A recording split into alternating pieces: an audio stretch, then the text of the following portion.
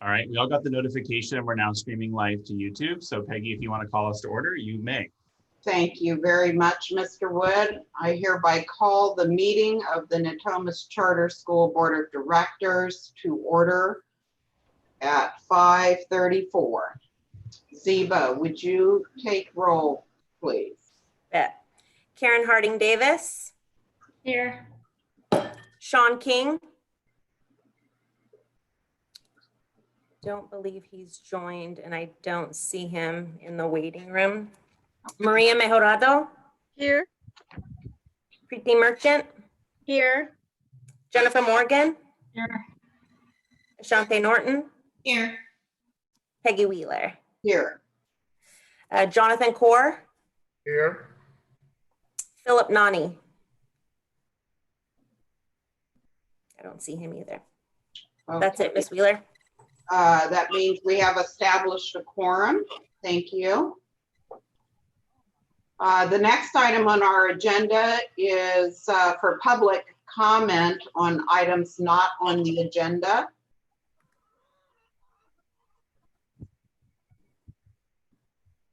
It appears we have none.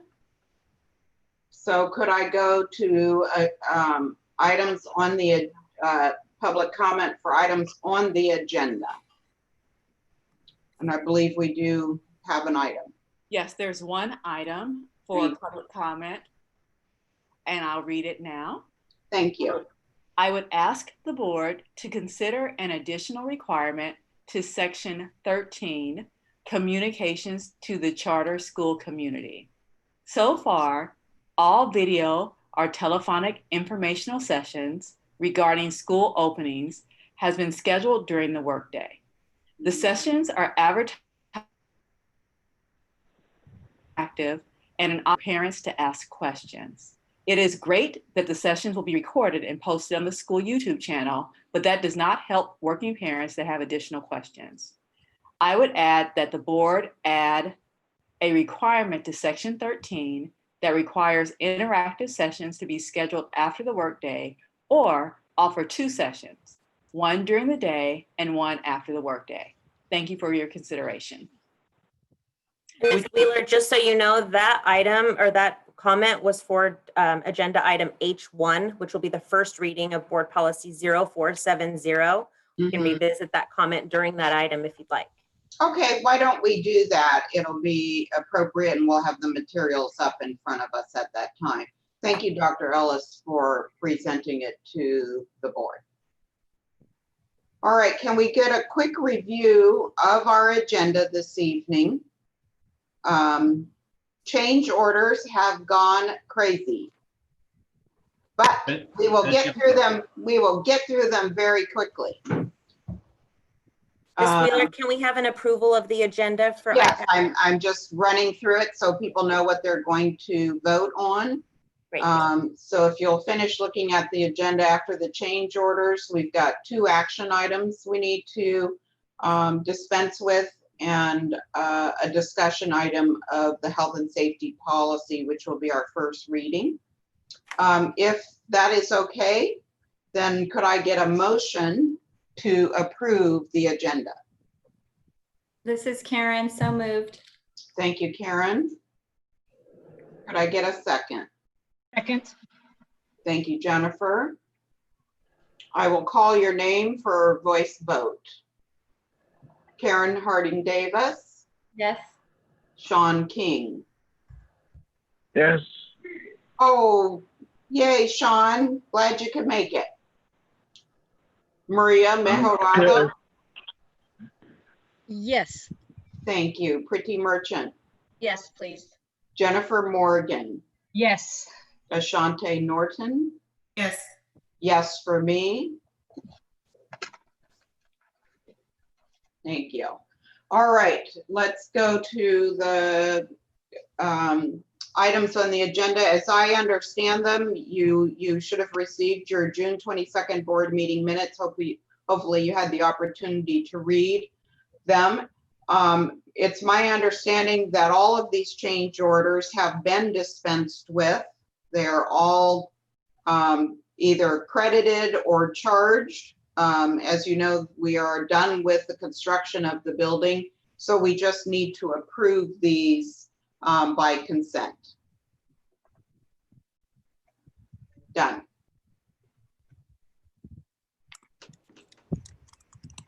Let's go to item G, action items. Dr. Wood, would you like to take the first one? Did we do a vote on the consent items? If they're consent, do I have to get a motion to approve consent? Yes. Yes. Okey doke. Make the motion. Thank you, Ms. Morgan. I'll second. This is pretty. Thank you, Ms. Merchant. I will call by name. Karen Harding Davis, Yes. Sean King. Yes. Thank you, Maria Mejorado, Yes. Pretty Merchant, Yes. Jennifer Morgan, Yes. Ashante Norton, Yes. and Peggy Wheeler, yes. Thank you, Mr. Wood. Mr. Wood, you want to go with action item G1? Sure. For the next part of the meeting, we're going to talk a little bit about our reopening plans for the upcoming school year, the 2021 school year. It's kind of funny. The purpose of this item has changed, as we have every new announcement related to COVID-19 and how schools need to prepare here in California. The purpose of this item has changed quite dramatically. So tonight we're going to talk a little bit about our tentative reopening plans as we get started. I do believe a board member, Harding Davis, wanted to make a comment maybe before we get started. Do you still want to, Karen? Or I forget which subject. about the reopening plans. You're going to talk about asking board members to share their experiences with distance learning. Oh yeah. Yeah. I just wanted to, since there's a lot of parents on the board, I thought if anybody wanted to share, some of their challenges and with, since COVID and distance learning in the spring, if anybody wanted to share for a couple minutes their experience with their children to help us all get a feeling for what some other parents might be experiencing as well. I can go first. Thank you. You be our role model. Okay, I'll be.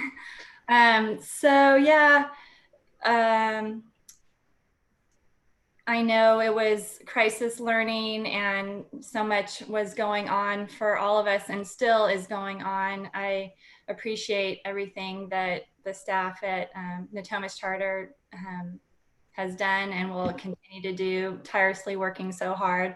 I just wanted to share, my experience with McKenna just from a mom's perspective that, the connection has been really hard for her, not being able to go to school. Obviously, she's not as motivated as she normally is, and she's really highly internally motivated. She's not as active physically as she was in the past, and so those are some things I think that probably all parents are struggling with their kids. And I feel like a lot of parents we need support. We need, community as well to help support one another, and just thinking of how, this time can help bring our parents together, our kids together, our staff together during these challenging times, so that we can look back and know that we were in it all together, that we really felt a sense of community. So I don't know if you guys other parents can relate, or if you have any additional items. Those are just things, I didn't really plan what I was gonna say right now. But if you have any thoughts to help, I know it was definitely better after spring break. So that was good. But does anybody else have any? Karen, remind me how old your daughter is. She is a sophomore in high school. Well, she's a rising sophomore. Mm-hmm. Thank you. Mm-hmm. Anyone else willing to share? I can share my experience. I have a rising ninth grader. So when we first went into shelter in place and did distance learning, Jackson was in the 8th grade. And I think just because of the, short notice and kind of emergency nature of everything, it was pretty difficult to get him kind of motivated and transitioned into doing a lot of the online work. And, kind of like you, Karen, I have a kid who normally is very active. So kind of being removed from, having an opportunity to do PE at school, doing his, after hours sports commitments, has been really challenging. I also have a rising senior at Intercom. So, I was dealing with, a middle schooler and a high schooler at that time. But I do remain hopeful that kind of this upcoming start of the fall semester will be a little bit different because we're not in an emergency situation. And I know that the staff at Natomas Charter School has been working tirelessly through, their summer break, trying to, fully prepare for all of the different contingencies that we're expecting for this upcoming semester. So I think we will be in a better place of offering the type of support and program for our students. But I do remain concerned about the lack of social interaction for all of the kids. And I hope that even in this time where they will probably be learning a lot of the time from home, that there'll be some sort of program or opportunities for them to engage with their peers, because, I just think that that's just equally as important as the academic aspects of these programs. Thank you so much. Pretty, you were going to jump in and say something? Yeah, so I'm in a similar situation. I have 3 children, 2 being in school. One's a rising sophomore and another one's going into 2nd grade. So one being at Natomas Charter at Star Academy and the other one, the older one, being at Intercom. So I echo the same things that Karen and Ms. Norton said, that it's very important to understand the social concerns coming from these children. I asked Sean, I go, oh, do you wish to go back to school? And he, without hesitation, he's like, yes, I want to be at school. And I think that has to do with being with their friends and, connecting with them, and not just from a learning standpoint. He also echoed that, being in school, people are more attentive and understand the subjects and things like that. It's very unique from their standpoint to learn from home. Also, there's a subset of students that do homeschool, but it's just something that they're comfortable with. Mm-hmm. But not to talk too much about this, but I also echo that, I feel like Natomas Charter did a fabulous job in, playing an emergency role. It was a tough situation for everybody across the board, and I'm looking forward to seeing what opportunities lie ahead this fall, being that everybody's had some time to think about what can we do to make things better. And I also would say maybe, also to consider community and look at the community and see what's happening at other schools, and think about maybe pods. I don't know if everybody's been reading a lot. It seems like across the country, people are doing pods of friend groups. And studying together. And that might also be something to think about, and have families do that. So just consideration. And again, I think as the school year starts, hopefully things will come into play more, and we'll process it as time comes. Thank you for that. Yeah. Maria or Jennifer, you want to offer? Peggy, I'd like to share that when this whole thing started, I sensed Joaquin was overwhelmed, but as the schedule became more concrete and we had the calendar, so we knew what to expect at certain times. He got into the groove. But I would definitely echo everything folks have said and really emphasize that opportunity for kids to interact more live time in the classroom. And I know there are ways, you know, the little subgroups and you know, that can be done, the little classrooms within the classroom. I think that would be most important, because that was an ongoing suggestion by Joaquin, was that he'd see his friends' faces and the teacher would just kind of talk, so they didn't get a chance to interact. So if we can make sure we have that piece, I think we're good to go. And again, I think I'm looking forward. I think we're all looking forward to this next, you know, this next start of the school year. Thank you, Maria.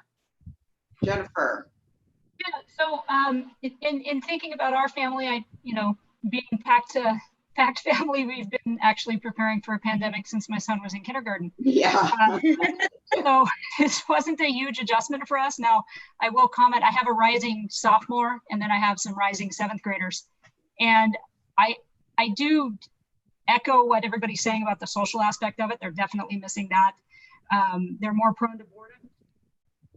So, you know, to the extent we get back, and I have great confidence in our leaders at the Thomas Charter and our staff, I think we'll do much better just by virtue of having had time to prepare, right? We were sort of just thrown in front of this bus and said, figure out how to carry on. So looking forward to the fall, and we'll see what happens. Hopefully they're less bored, but if they're not, I can give them plenty to do. Thank you. Send our children to you, Jennifer. Hey, bring them over. Absolutely. Part of the pod. Yeah. Just one giant pod at my house. Sean, I don't, you know, want to put you on the spot in any way that might make you feel uncomfortable, but I would like to offer you the opportunity to tell us about your experience with your boys. Ditto, right, everything is said, and I'm looking forward to the fall. Great, thank you, Sean. I could listen to you all night. Okay, so Karen, thank you for the wonderful idea. It gives us perspective. I am sure that these perspectives are just examples of how our parents are feeling out in the community. I think we're all in some way still wrapping our heads around what we're actually going through. I think we get up every day now and go about our business, but if you actually stop for a moment and think that we're in a global pandemic where people are getting sick, and worse yet, we're losing lives, but we have these social obligations to educate our children, and that's what we're here to talk about, is how do we do that social, very important obligation to educate our children. But education is not just all those books behind Karen. It is the process of teaching our kids how to be wonderful adults in their lives, how to have friends, how to interact with others, how to solve differences. And if you never have those differences, how do you learn that pathway? So we have an obligation to do that, but with a heavy weight of making sure that we keep not only our kids safe, but all these wonderful administrators and teachers around us. We have an obligation to them as well. So that's a heavy burden. I feel that burden as a school board member. So I appreciate the parents on the school board sharing that with us. And Joe, I'll turn it back over to you to tell us how you're solving that problem. Perfect. You know, I'd like to echo just what Peggy said. Thank you guys each for sharing your perspectives. I know those of us that are staff members share similar perspectives. And the other piece I think it sort of illustrates is as we navigate this pandemic, it's really going to take every single one of us working together. It's the first global pandemic for all of us. And it's also the first time in about 120 years we've dramatically changed our educational system. So that means that it's really going to take, the analogy I always use with our staff is the smartest person in the room is the room. It's really going to take that room coming together and kind of sharing ideas and developing best practices as we move forward together. So I'm going to share my screen in just a moment. Let me get this going. Oh, host disabled attendee screen sharing. Ziva, I'll share these with you via Google. And then if you can bring them up, that would be perfect. Is this what was in our packet? So what's in your packet is actually the community guidebook that we have created. Okay. What I'm going to bring up in a second are some slides to go over that community guidebook.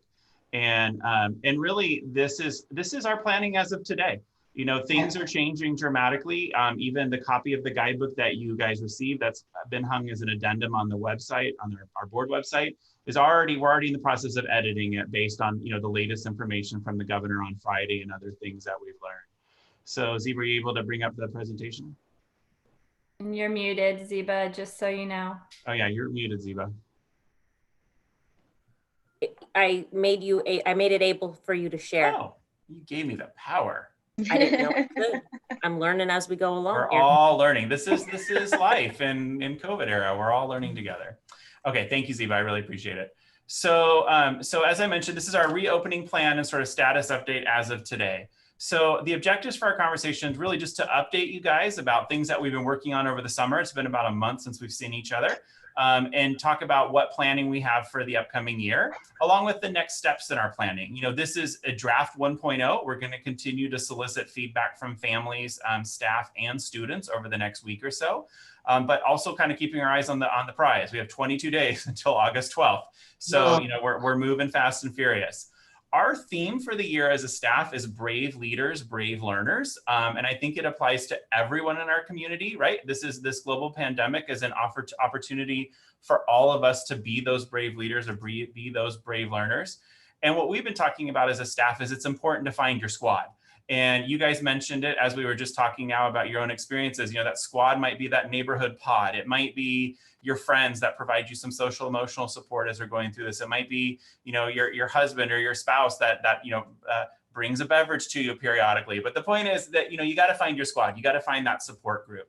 We also all have to take a moment and reframe our perspective. We sit at the precipice of a new school year. We could look at this new school year as something lost, like it wasn't the way it was supposed to be, or we can look at it as an opportunity. How do we remake school to serve our kids and keep everyone safe and healthy at the same time? And so as a staff, we're really trying to focus on keeping that positive perspective, because that's what's going to actually propel us through the next school year.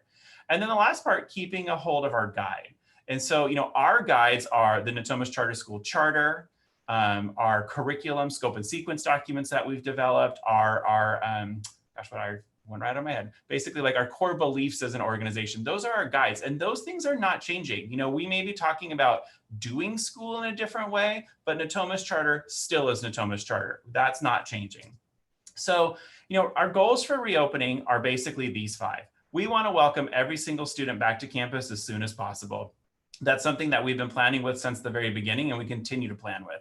We also want to welcome all staff back to campus as soon as possible, because both of those 2 actions get us to goal number 3, which is really about maintaining consistency for staff and students. And so whether it's in person or online, our goal is really to maintain that consistency while also providing a safe and healthy campus for the entire community. And related to that, from a public health standpoint, we play a role in whether or not our whole community can stay healthy based on how we do our reopening. And then the last goal is that, as we do reopen to kids, being able to stay open because we have the right health and safety protocols in place. We've talked about at previous meetings that we're really guided by these 4 areas, right? The guidelines are under development and adjusting. Ultimately, we're going to be guided by our public health experts. And very publicly in this board meeting, I would really like to thank Dr. Kasiri and Dr. Bielenson, the Sacramento County public health doctors that we have. Not only have they been excellent in terms of giving us leadership and understanding, they've been extremely accessible to our school leaders, and they've picked up the phone and answered the email as we have questions. And we're very fortunate to have that in Sacramento County. Ultimately, we have to work to have the collective safety of everyone on our campus, really holding each other accountable and ensuring we have the processes and procedures in place, and planning with the full community. So we've been planning since May. We've been soliciting survey data from families and from staff and from students.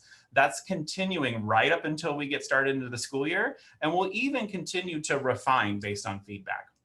So we're planning for our 4-stage plan for flexible learning. Remember, stage 1 is everyone on campus. At some point this year, we hope to be there. Stage 2 is hybrid learning. That's when physical distancing is required. When the mandates or the requirements say 6-foot physical distancing, we cannot do that and have all students on campus. So that's when we're looking at that hybrid model. Stage 3 is where we're going to be opening for the first day of school. It's distance learning because the campus has been closed to all students. And then we always have this yellow box over to the side that we got to keep in mind. We're going to have some number of families that even when students are coming back on campus are going to elect to remain learning from home. That might be that they want to be part of extended distance learning because they want to be part of STAR, Leading Edge, or PFAA, or maybe if they're interested in transferring to PACT or VLA.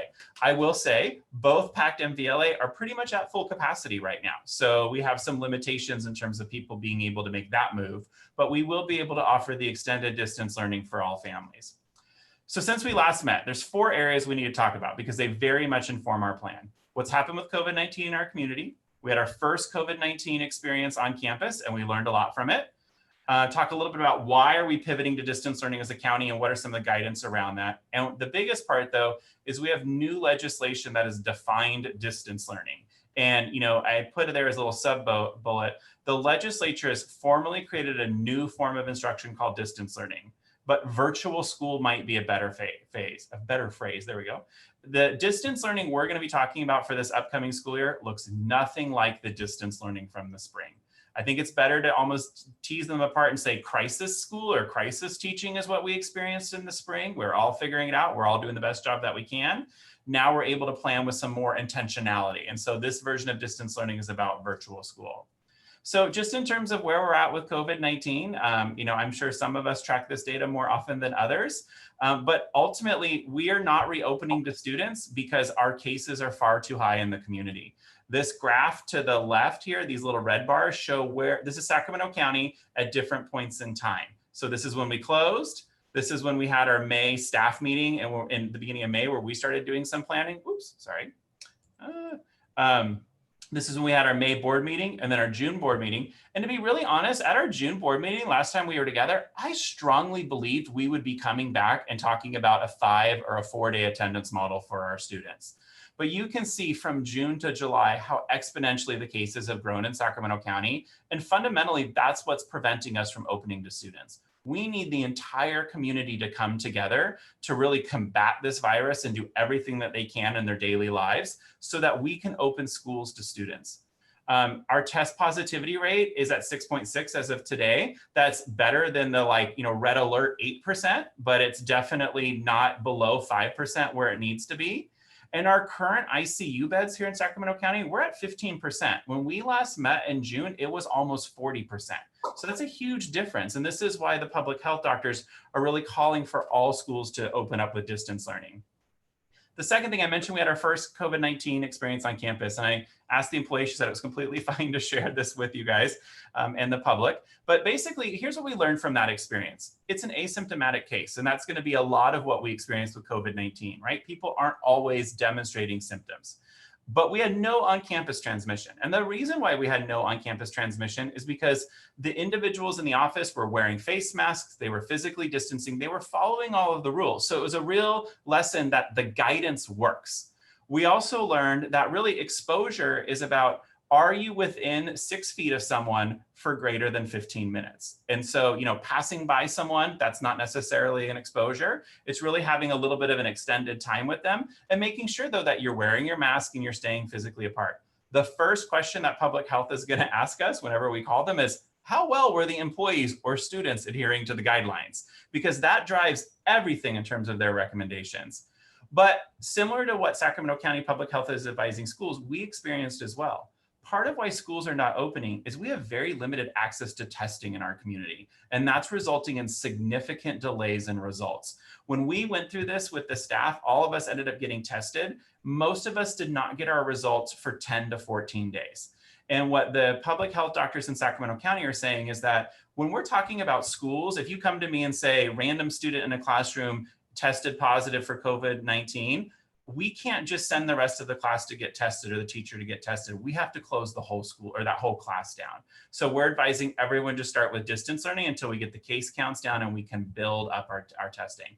And then the other piece to it is we got to be ready to adapt. You know, we're going to have symptomatic cases and asymptomatic cases on campus and exposure to confirmed cases. And as you can kind of see in the little notes here, all of these are going to result in either one or more individuals having to stay home for a period of time. So that means we have to have distance learning constantly up and running. Even if we're back to on-campus attendance, we're still going to have that distance learning component. The third area, this county or statewide pivot to distance learning. So I mentioned Sacramento County called for it on July 15th. This is really about high number of cases in the community and not enough testing to limit closures.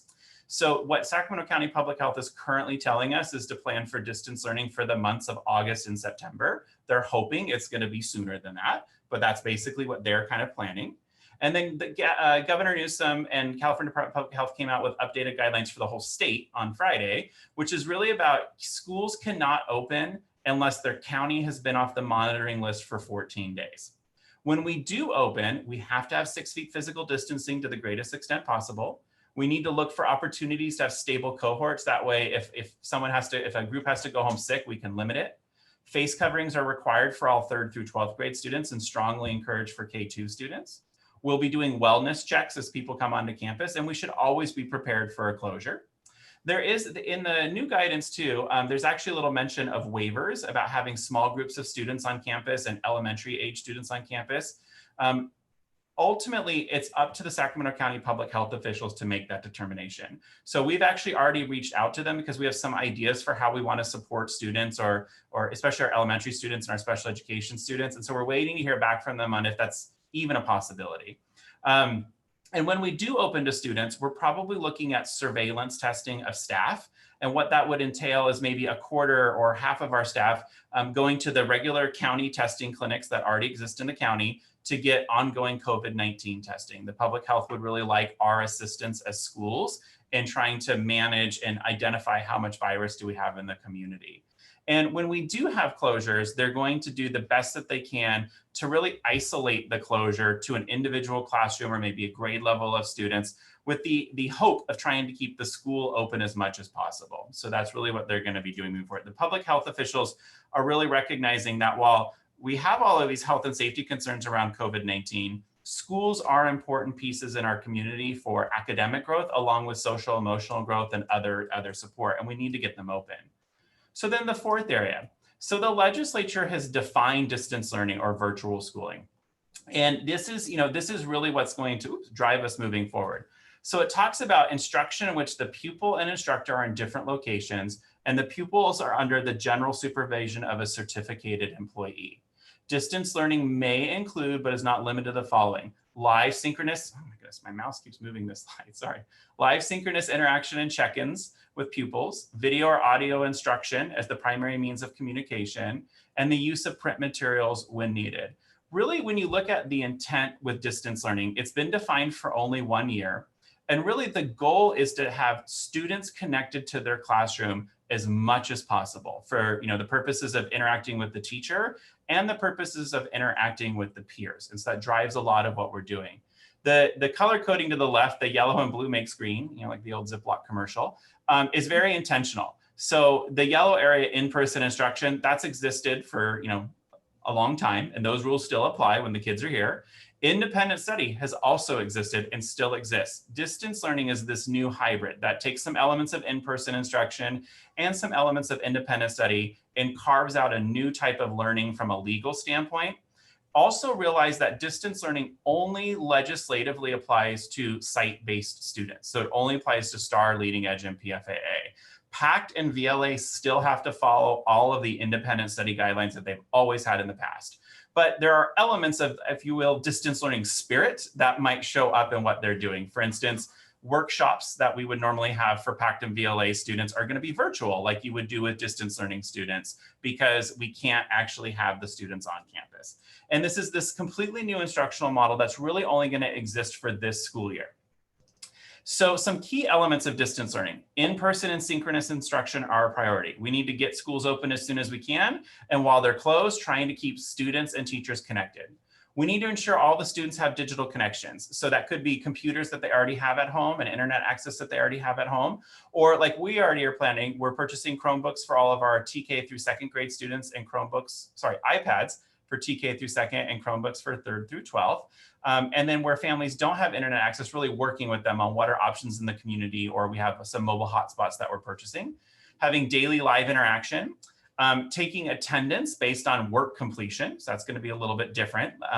Serving students with the greatest needs. So for our special ed 504 EL students, looking for on-campus instruction when it's allowed by the public health order. Having something called a tier re-engagement strategy or process. So the idea here is the legislature wants us to make sure that if we have students who have missed more than 3 days of learning in a given week, that we're figuring out what's going on. And now Natomas Charter School, we've always had this practice. This is not necessarily anything that's new for us. What we're doing that's a little bit different this year is just, codifying as part of distance learning. Teachers will have to keep track of what are called weekly engagement records. So this is tracking the student work of synchronous and asynchronous instruction. So synchronous meaning live in person, asynchronous might be recorded or independent. And then what we're also working on is we have to develop something called a learning continuity and attendance plan. This is something that the board actually has to have approved by September 30th. And a part of it is a stakeholder engagement process. So our plan is tonight, you guys have our draft reopening guide that we're going over right now with these slides. We're actually going to be sharing that with families on Thursday night or Friday or Monday morning. And then we're going to be doing some more stakeholder feedback processes with groups of parents, groups of students, and groups of staff to continue to develop that. The other key elements is there are now minimum daily instructional minutes. So this is actually something that's new for charter schools. We've always had annual instructional minutes, but we didn't have a minimum daily requirement. So we have a new minimum daily requirement, and the table to the right kind of shows historically what we've been required to do as a daily, if you break it out by 180 days, versus what we need to do moving forward. And you can see that there's some differences. They're all negative numbers, right? And so the question might be, well, why fewer minutes? And what the legislature is recognizing is that teachers and staff are going to need time to prep and provide support to all those distance learning students. You have some students that are at school and some students that are learning from home. Maybe they've been quarantined or something. Also, they recognize that we need to have staggered starts and stops potentially for accessing campus. So maybe having your little kids coming first, followed by your little bit older kids, or in our case, leading edge kids coming at one time, PFA kids coming at another time. So what are we considering? So, we're planning on making slight modifications to existing schedules. I think the one thing when we looked at this table of minutes that was a big red flag for all of us was the high school minutes. A 2-hour reduction in the instructional day seems, I understand legislatively why it's there, but it seems like it's doing us a huge disservice to the kids. And that's actually been a conversation that we've had as an admin team with our teachers. And we've all agreed, yes, we need to make time for teachers to make this work sustainable, but at the same time, we don't want to disenfranchise our kids. So largely Natomas Charter School is not planning with the minimum. We're actually doing a little bit above the minimum, trying to really support the kids. And then, we want a consistent schedule that works, whether you're distance learning or hybrid learning. And each of the academy coordinators is going to talk a little bit about their different schedules. So I think, as you look at this, the legislature really set a high bar. This is not crisis schooling. This is distance learning or virtual schooling. It's different. It's rigorous. It's high quality, leveraging technology to connect kids. We're doing more in person, providing more supports, and really thinking about academic, social, emotional health, and nutrition. And we are being held accountable as a school. Like, we have to write these learning continuity and attendance plans and really talk to our families about why we're doing this and what we're doing. And when kids are not doing well, coming up with support structures for them. And the students are also being held accountable. I know the legislature through the state superintendent last year sent out these messages about grading's optional, and that created a lot of confusion for kids and for parents. And so in this moving year, there are grades, there are assessments. It's school, as we have known school, just in a different format. So what does all this mean for Natomas Charter School? So I mentioned we're planning with our 4-stage plan to meet all of those goals. We're planning for the entire year. So the reopening guidebook that you got that we're going to be sharing with families later this week is really us trying to plan for the entire year. And I hope what you saw across this guidebook is we're trying to have consistency to the greatest extent possible. We don't have like a distance learning plan and then a hybrid plan and then an in-person plan. We're trying to plan for all things so that we can switch. We're trying to document our practices for both when students are on campus and off campus, and we'll continue to refine this. This is version 1.0, and we'll refine it as we get legal guidance from our attorneys at Young, Mini, and Core, or we get new guidance from the state. I keep mentioning we're going to be continuing to develop it with stakeholder feedback. So we're talking to some of our key stakeholder groups over the next couple of weeks to continue to develop this document. So our first step in this was really looking at our stakeholder feedback from the spring. This is a little bit of a review from, I think we talked about this at the May board meeting, but really our families and staff and students identified some real strengths of crisis schooling and some real challenges. So the strengths, these are some of the things that the parents on the board brought up. It was immediate. We didn't, wait 2 or 3 weeks. We did it right away and we made adjustments as needed on the fly. We probably did 3 different versions of crisis schooling, trying to make improvements for families and for kids. We focus on both the academics and connectedness. For most families, they said that the work was just enough or doable, and it was about 3 to 5 hours per day. We had both the live and the recorded activities. People appreciated the timeliness and the support from our special education and counseling teams. But when we asked families, how could we improve this? And especially as we all got kind of settled into this new routine, parents said, like the legislature, we want more live teaching, more recorded lessons. We want more, make it less optional for our kids and give some real strong grades and feedback. In the case of PFA, looking for ways to do arts instruction or virtual performances, trying to do more differentiation, if someone's struggling, providing them one-on-one support, or looking for acceleration opportunities, weaving in assessments, tracking student progress. And as Maria was kind of bringing up, really intentionally connecting the kids to each other, making sure that they have opportunities to engage with one another, and thinking about more supports for our students with the highest needs. So our special education students, our students who are on a 504 plan, or who might be English learners, or who are just overall struggling. So as we pivot to distance learning, when we prepare for hybrid learning, we're really trying to think about having these commonalities across all of the schedules and having supports for the community.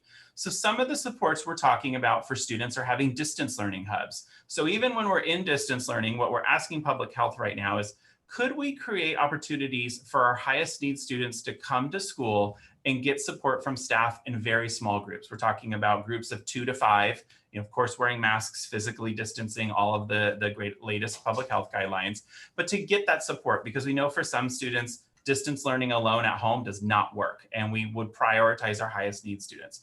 We're also looking at how we're going to do virtual orientations. We have web and link crew and other activities. Today, I heard the Star Academy teachers already brainstorming doing almost like virtual parent-teacher conferences right at the beginning of the school year, so kids and teachers can meet the kids and parents. There we go. Can meet their teachers early.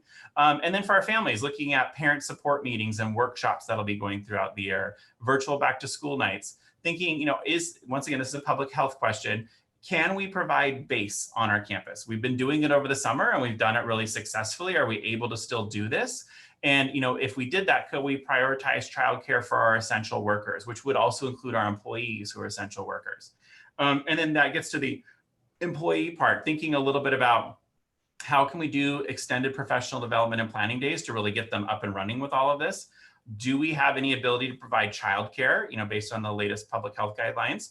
And do we need to look at remote work agreements? We recognize that every single one of our every single one of our staff may also be trying to balance personal and professional commitments. And similar to all of your employers, we're trying to figure out how do we do that? How do we ensure that we're serving kids really well, but also supporting our employees and making sure that they're set up for success at the same time? And so with that, I'm actually going to hand it over to Addie, who's going to talk briefly about social emotional supports.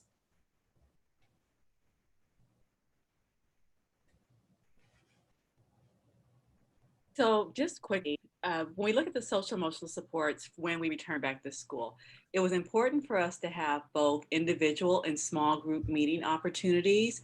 And depending upon the public health guidelines, we'll determine if it's in person or virtual.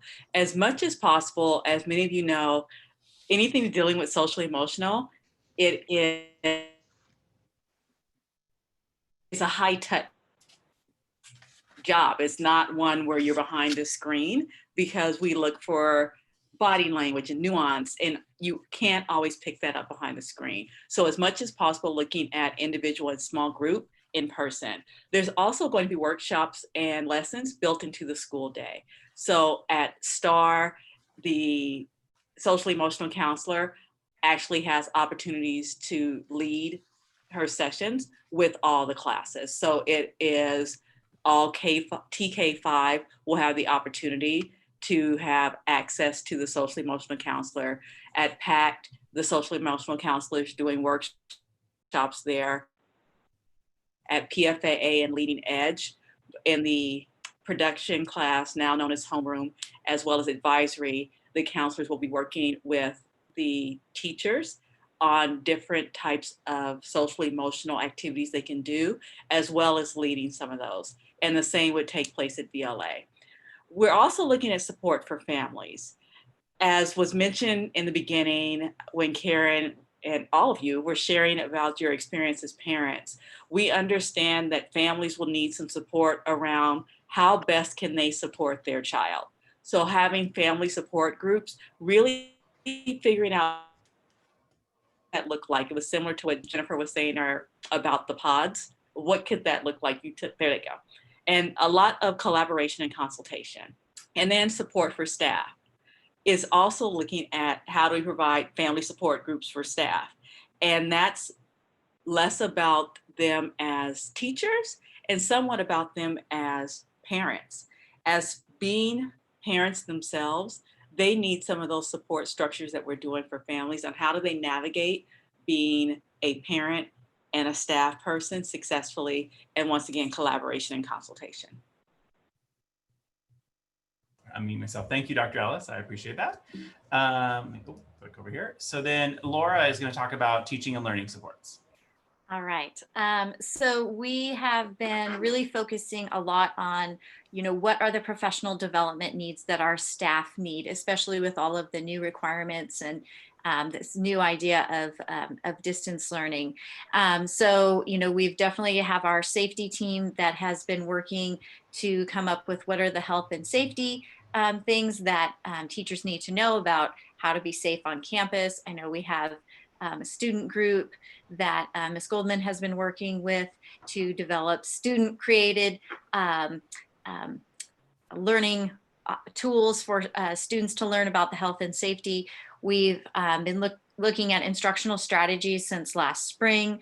The teachers have all had a choose your own adventure opportunity for PD over the summer that was created by Artosa, as well as everyone went through a distance learning course last spring, and then we're continuing to work on that. We've actually had weekly, every Wednesday, I have teachers come together and we meet and we talk about what they're currently thinking about and developing.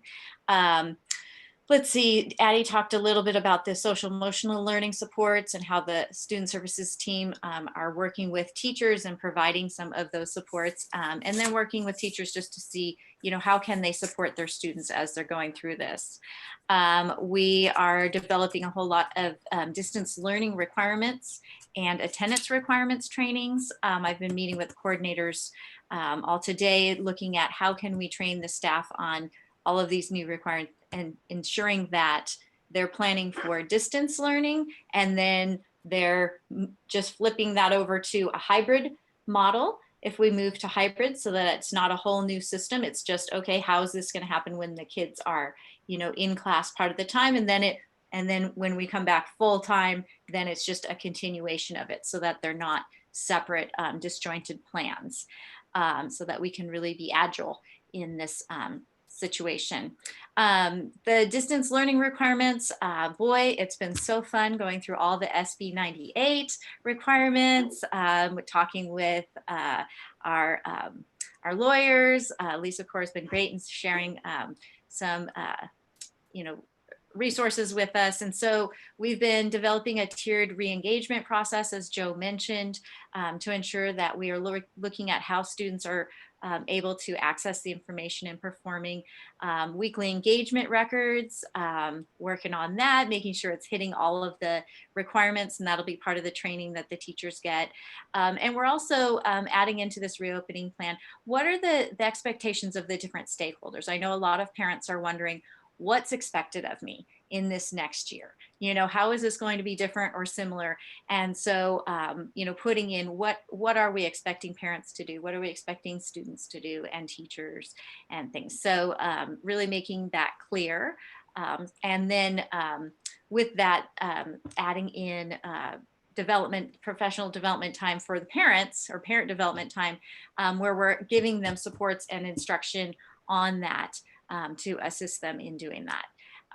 And then, and I talked about how our plans are really just going to have a very smooth transition from one platform to the next.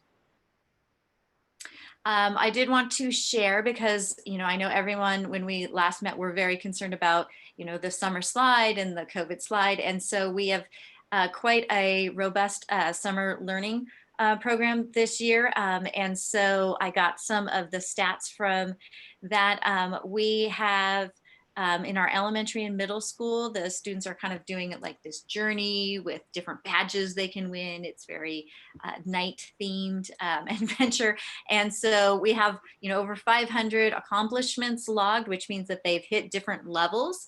And there are a total of 164 consistent elementary middle school adventurers. So people that are logging on consistently, over almost 2,000 badges earned, which means that not only are they doing the thing, they're leveling up and leveling up, leveling up.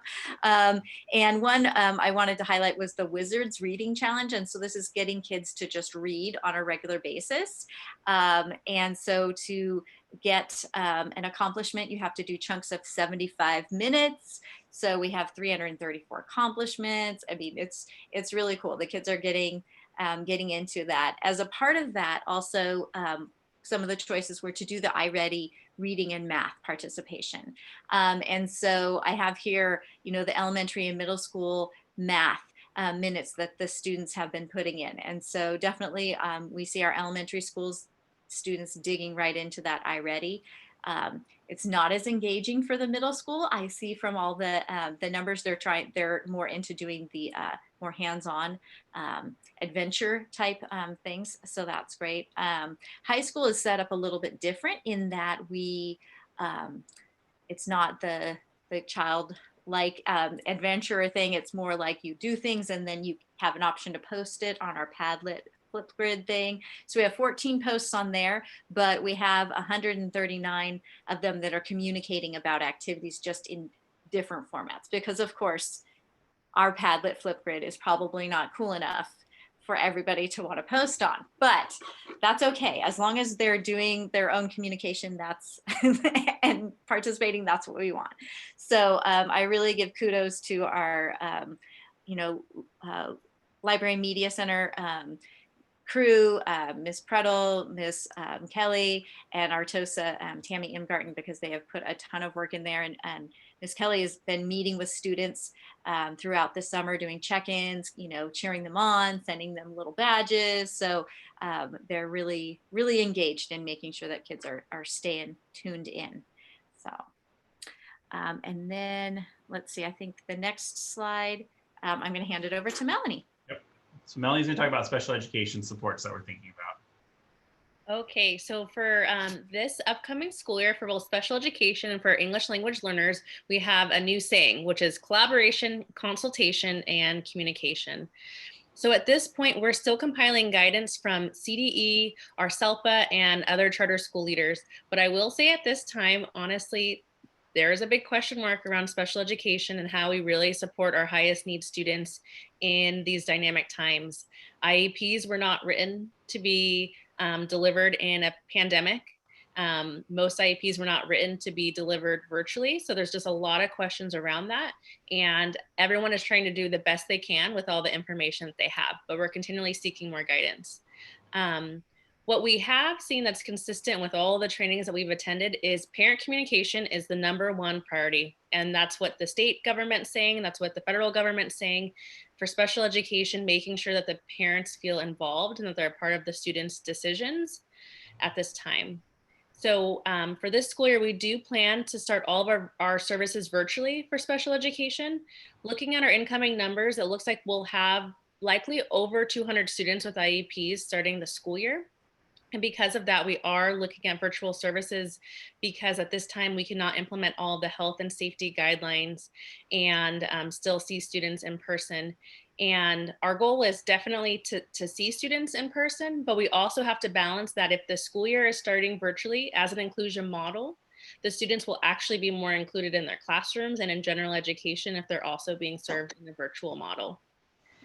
In terms of assessments, we are prioritizing initial IEP assessments. So making sure that those parents that have made assessment requests, that we are communicating with them and that we're following up.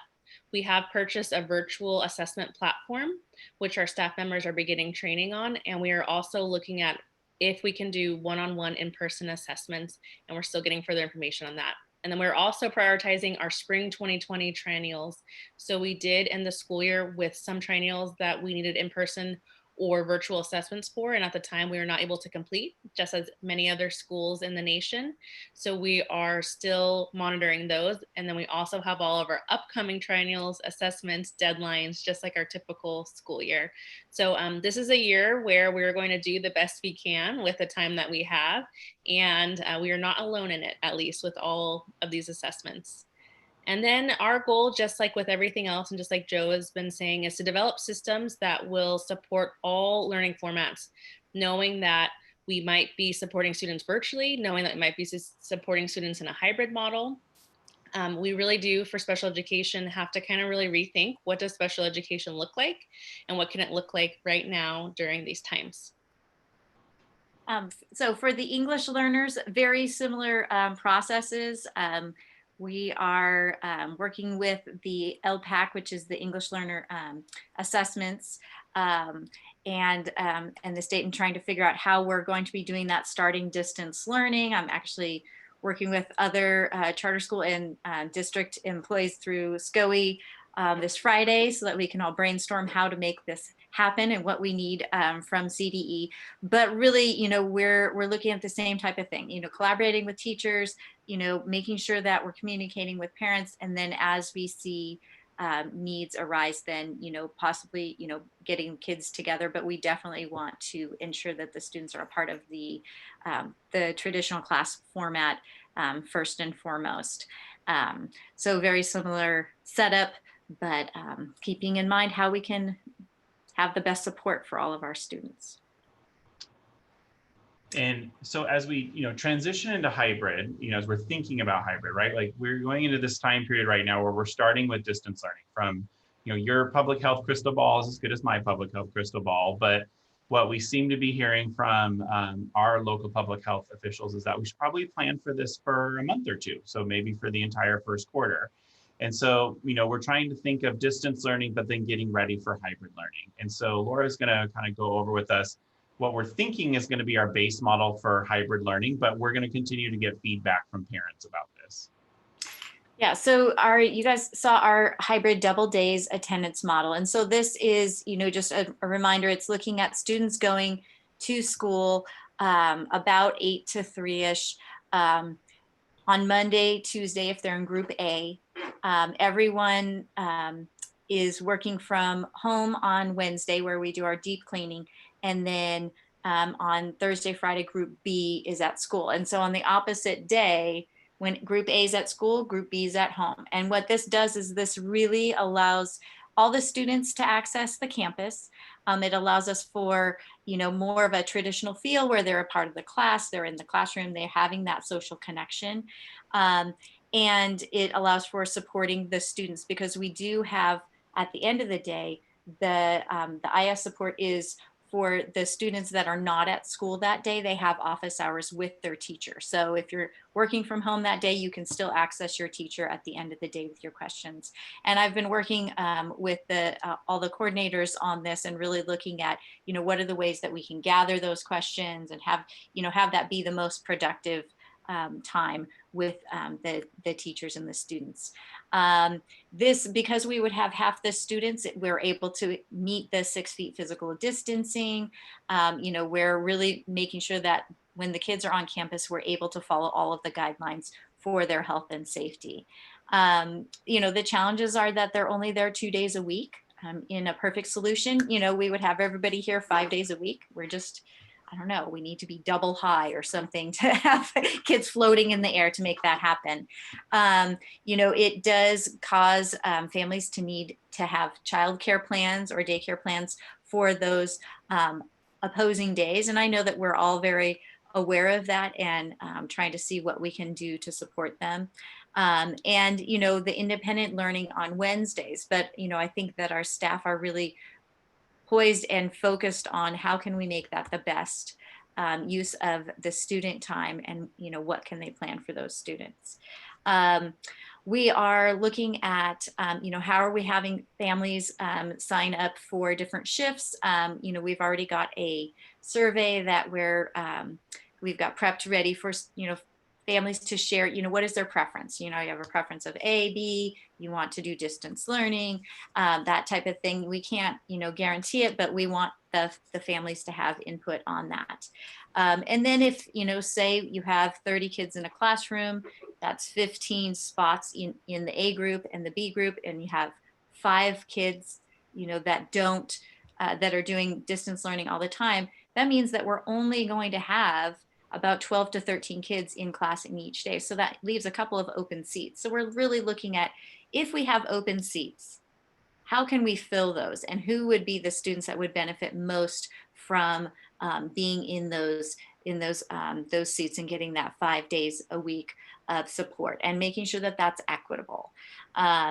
We are also, wondering how many students are electing to do the distance learning and how that impacts the load of the classes. But we really are working hard to balance all of that out. It's not, the optimum of 5 days a week, but we feel like this is a schedule that will allow the students to get that traditional feel, have that social emotional support with the other students and interaction, and then have that time with the teacher as well. So with that, I'm going to transition to each coordinator is going to kind of just share high-level initial plans that they have for the first quarter. So I'm going to start off with Amy and Star Academy. Talk a little bit about your initial planning that you're going to share with families on Thursday. All right. So, sorry, I'm trying to move this out of the way. It's covering part of the words. Okay, so starting off for the daily schedule and structure, over on the right-hand side, we are really building a plan around consistency. So whether we're in all distance learning or if we're in the hybrid model, we'll follow the same daily schedule, knowing that depending on your grade level, your lunch might be at a different time or your specials might be at a different time, but they will receive those elements every time. On Wednesdays, it's also, I thought I noted it in here somewhere. Yeah. Students will be working more independently on that day because teachers will be working on PD and other meetings and that. So what we're going to do is, school usually starts at 9:30, but we're going to have the day start at 8:30. So we're consistent across the whole week for parents, but giving students the opportunity to do PE during that time, and teachers would upload stuff for them to do there. They would still have a morning meeting. So the students are having that interaction every day and they can check in with them. They will still have virtual office hours every day. So you can see, just looking between the schedules, whether it's TK and Kinder or the second box down below, first grade through fifth grade, everything stays very consistent. And this is something that we've really worked hard on at STAR to make sure we have that. Let me see what else. So once again, virtual office hours every day in that afternoon time. So whether we're on hybrid, if we're on hybrid, the virtual office hours would probably cater to the students at home a little bit more than the ones that were just in class. However, those parents and students would still have access.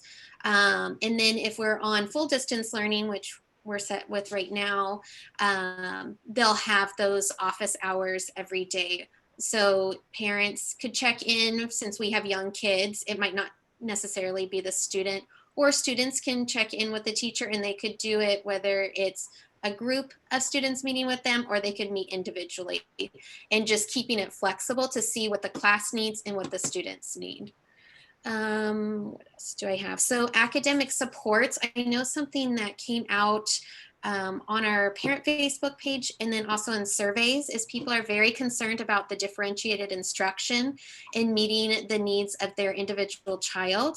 So that is something that is built in on our schedule, just like what we would do in a regular school year if we were on a regular school day. That will be happening on Monday, Tuesday, Thursday, Friday. And you can see up here on the schedules that it talks about that workshop / differentiated instruction. If we're all virtual, the teachers would get the students started on whatever it is that they're going to be doing.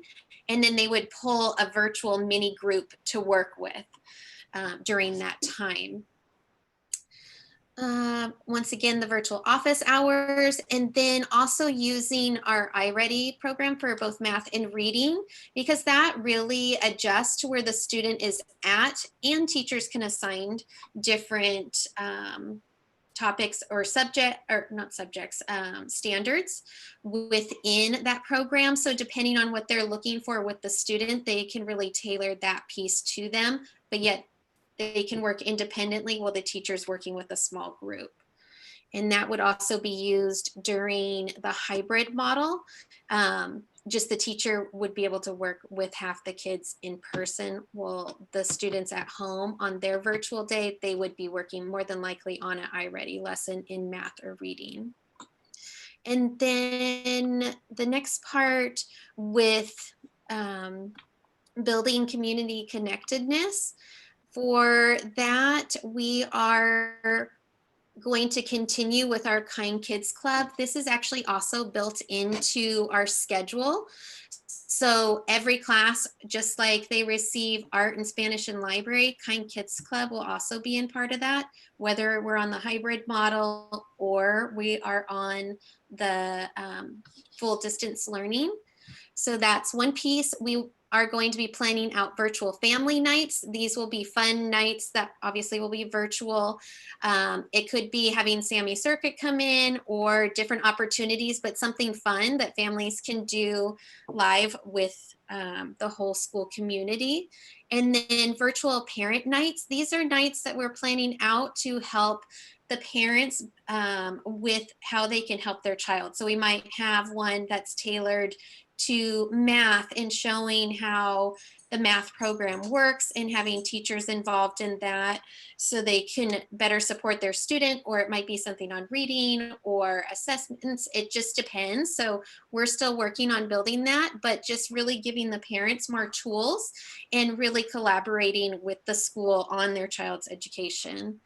And then additionally, we have the daily class meetings, which are put in our schedules that you can see, and that's every day, 5 days a week.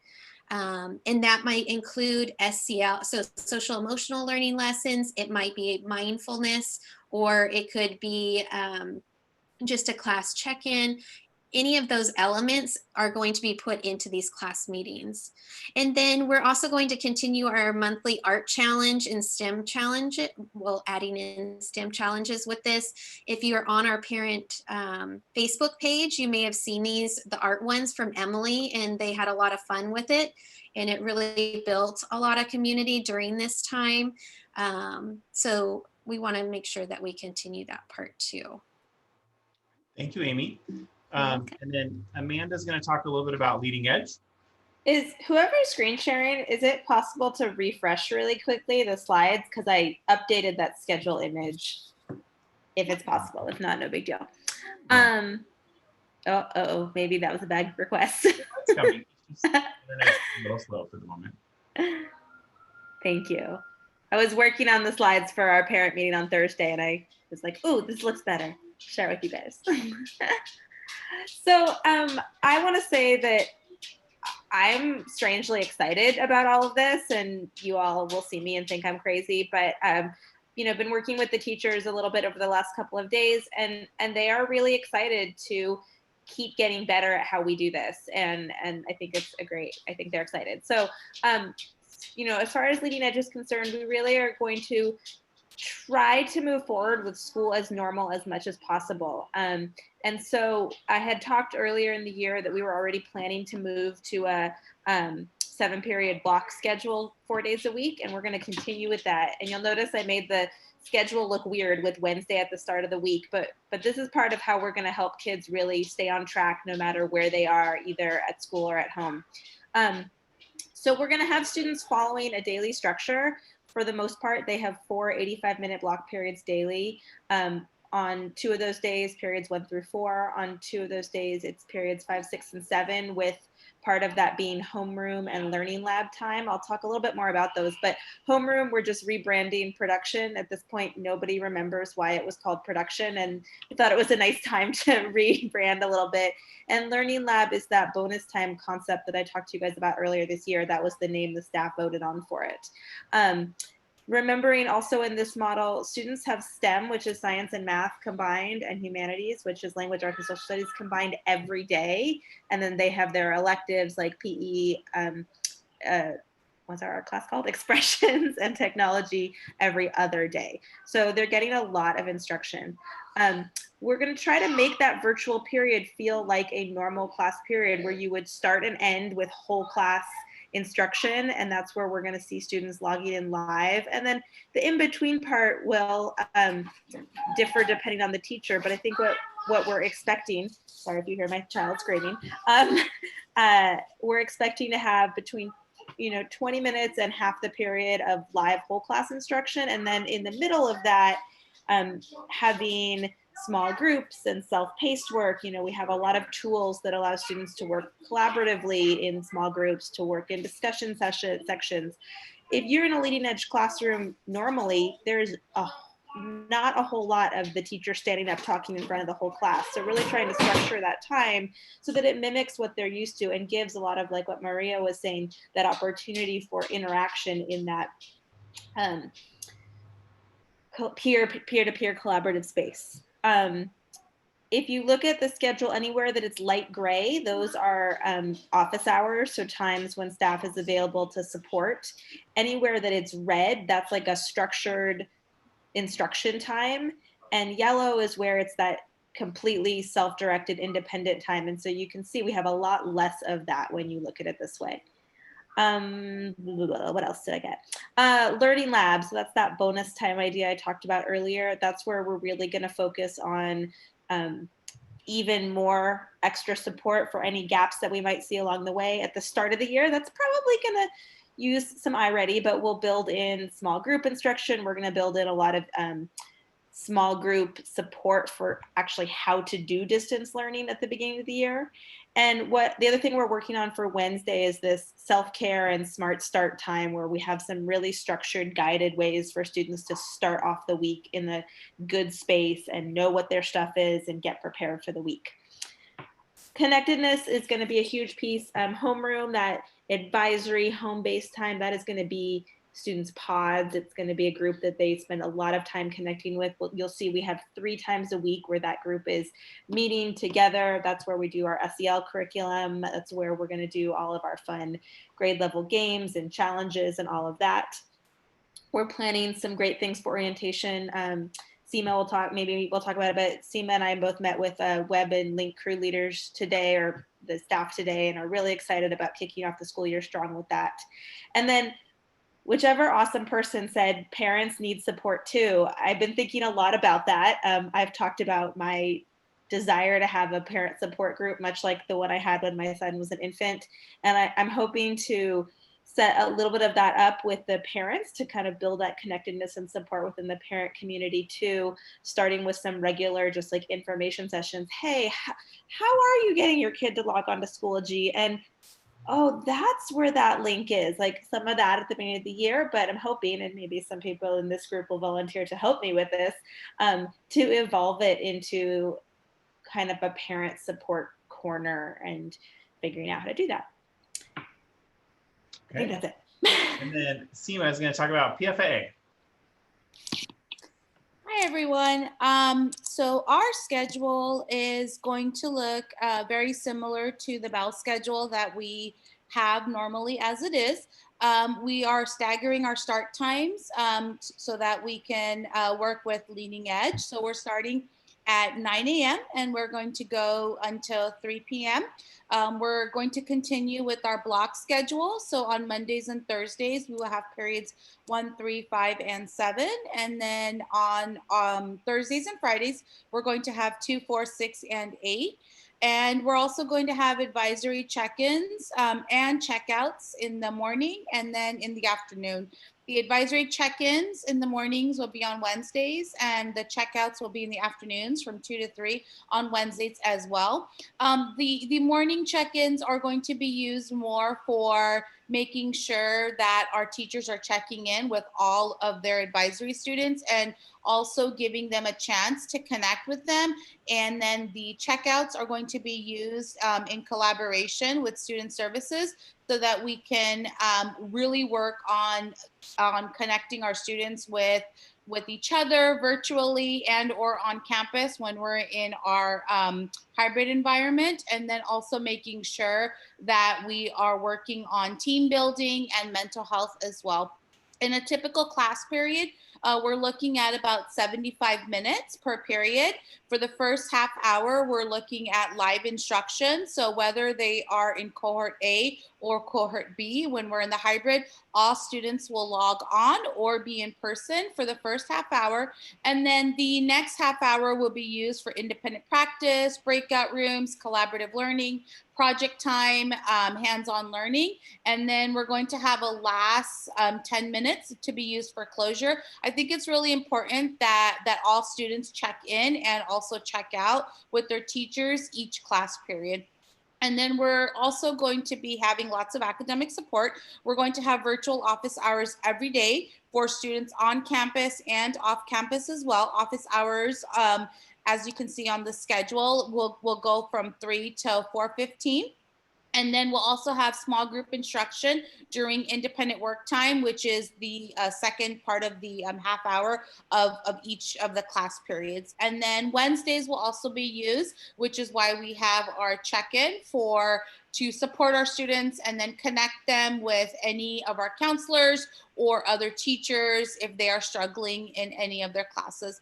And then we're going to be building connectedness through our advisory breakout rooms where they'll have a chance to collaborate. Also, we're really working with ASB to make sure that we have events that are in a virtual environment. And our productions, actually I was talking to Ms. Pollard today, and we're thinking that maybe we'll have some evening monologues where the students will be able to physically distance, and then we'll kind of have it like a drive-in type thing. So we're already working on that as well.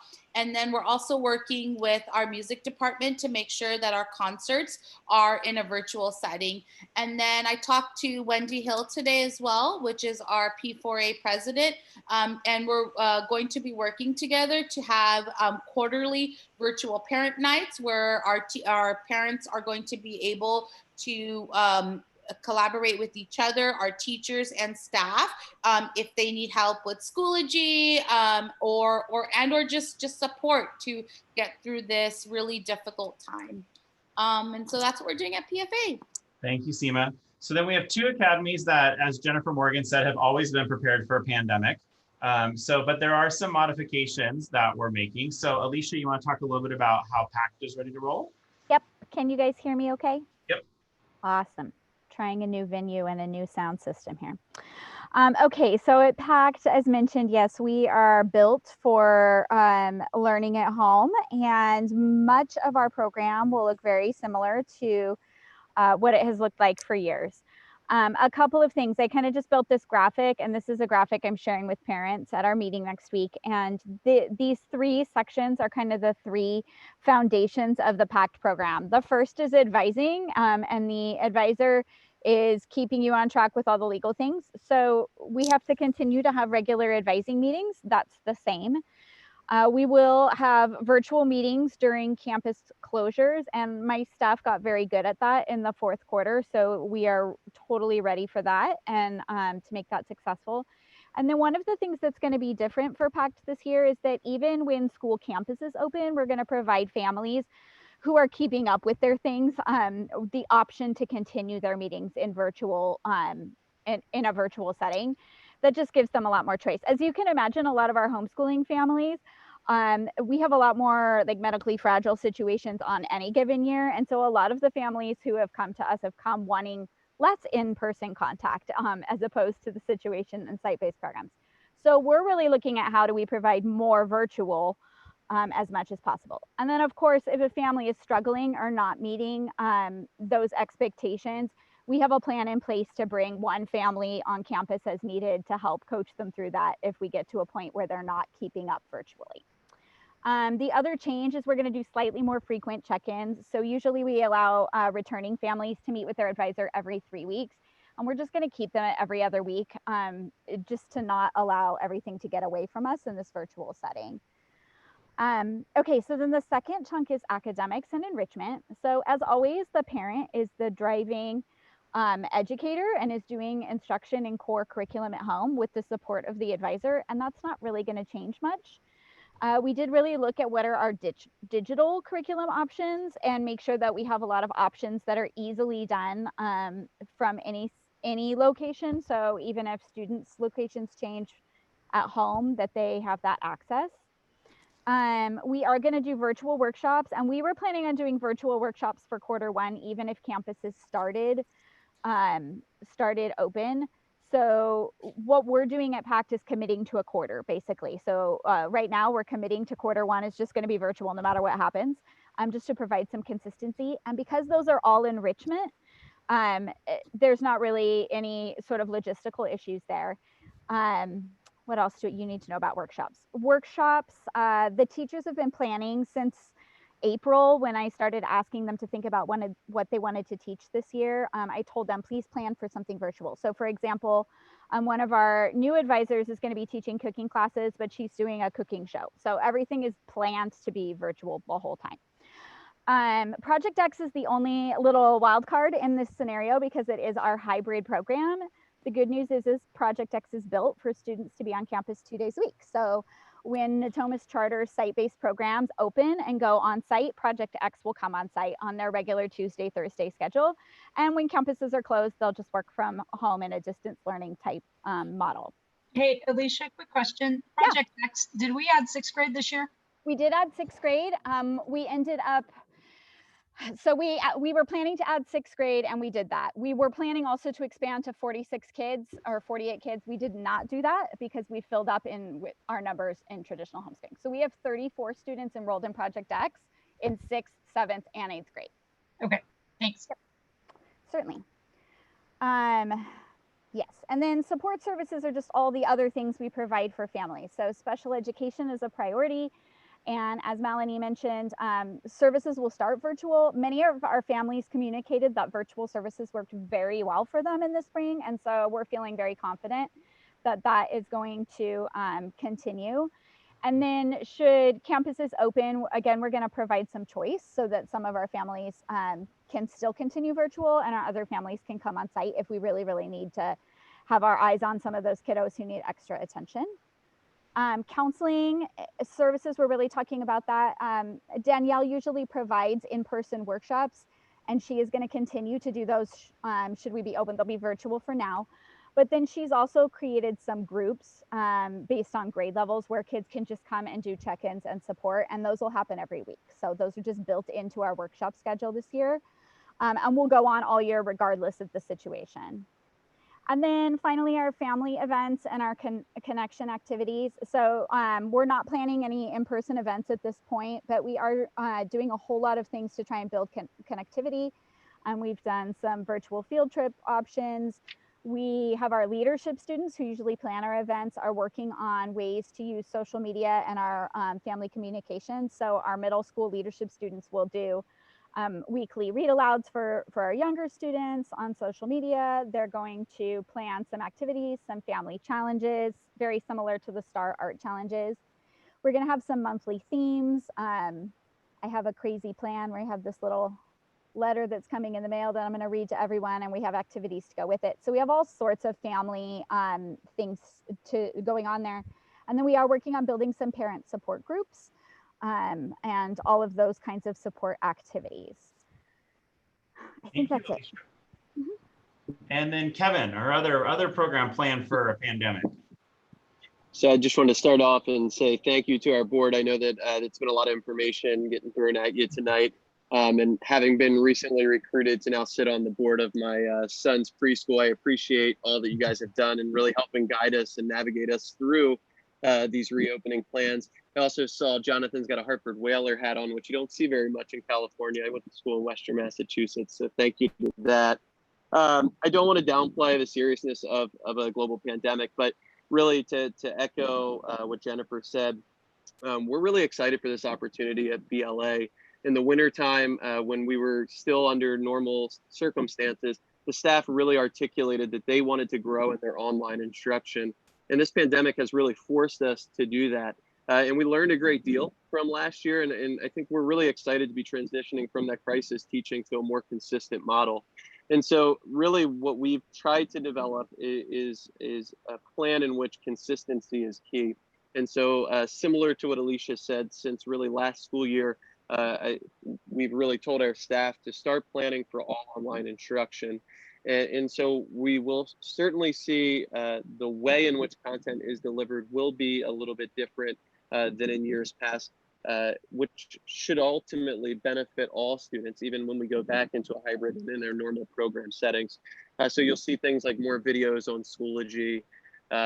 Teachers will be using different colors, for example, different ways in which the information is presented. We will be offering virtual lab classes for all courses. So typically there would be a math lab that would take place in our learning center. Obviously, as we transition between on and off campus, we want to ensure that this is still available to students, regardless of the setting that we are in. And then the other piece that we are looking at, and this is still in development, is the courses, at least while we are fully virtually going virtual for at least the first quarter. The courses that we're meeting twice weekly, which was our foreign language and math. Math 1, what we were looking at is making those once weekly to enable them to get a little more actual support outside of that time during the lab time. You'll see more individual check-ins with students, both through their academic counselors and through our support staff. And then what will be remaining the same, a lot of things. Our workshop schedule will remain the same. Obviously, the meetings will be digital for the first part of the school year. Our academic norms will be taking place. And again, maybe another shout out, I appreciate the admin team. I was getting some feedback from Amanda earlier today, and we're looking at making those workshops mandatory, at least for the first part of class, really so that we can ensure that students are checking in, they're getting the support that they need. And if they're ahead and completing their work, we do have a lot of those independent kids, then it gives the teachers an opportunity at least to see their face and to have that personal contact with kids each week while we're in a virtual format. So grade level meetings, we were able to do them all virtually throughout the second semester, and that will continue. That is a requirement for our program. And the ability to take PFA and dual enrollment classes, the goal is to ensure that those things still take place. We're working with American River College to continue to provide support in a virtual setting. That's something that they're working with all of their high schools with, of how and what will this look like as we transition to online learning. And then the goal also, if we are able to bring students on campus, is really to provide that small group support while we're on campus, and really supporting those kids that need one-on-one interventions, and also new students in the BLA who are not familiar with this learning format. That's all I have. Thank you, Kevin. So next steps, kind of moving forward. So first, as similar to what Kevin said, just want to thank the board for listening to that. We recognize it's a lot of information, but we're also completely redesigning a school system that's existed for 120 years. So there's been a lot of pieces that we've had to think about, as we're making this transition. I think too, now you might also have a sense as to why so many of us haven't slept well over the summer, because these are the things that are making us think at night. What about that? What about this? So our next steps moving forward is really the sprint to the first day of school. So we have, if you will, like 5 weeks as we're getting into the school year. And we really, as we're working on this plan, we're in this phase of really initially developing it. So we finalized the draft instructional plans. We're getting some feedback from families. So that's our soliciting feedback. Then we're going to be working on developing resources and then moving into implementation. And even once school starts, our goal is to continue to refine this plan with feedback. You know, at Natomas Charter School, we never rest on our laurels. We're always improving to serve students. And so, you know, we will continue to do that as well. And our goal is to plan with the full community. So we have these community meetings coming up. We're going to continue to talk to focus groups and tweak as needed. You know, we want the best plan possible to support the most students possible. And then we're going to work on finalizing. There's a lot of details we've got to finalize, like attendance tracking procedures or the tiered re-engagement process. And that planning document that you have tonight, you know, we're going to continue to update.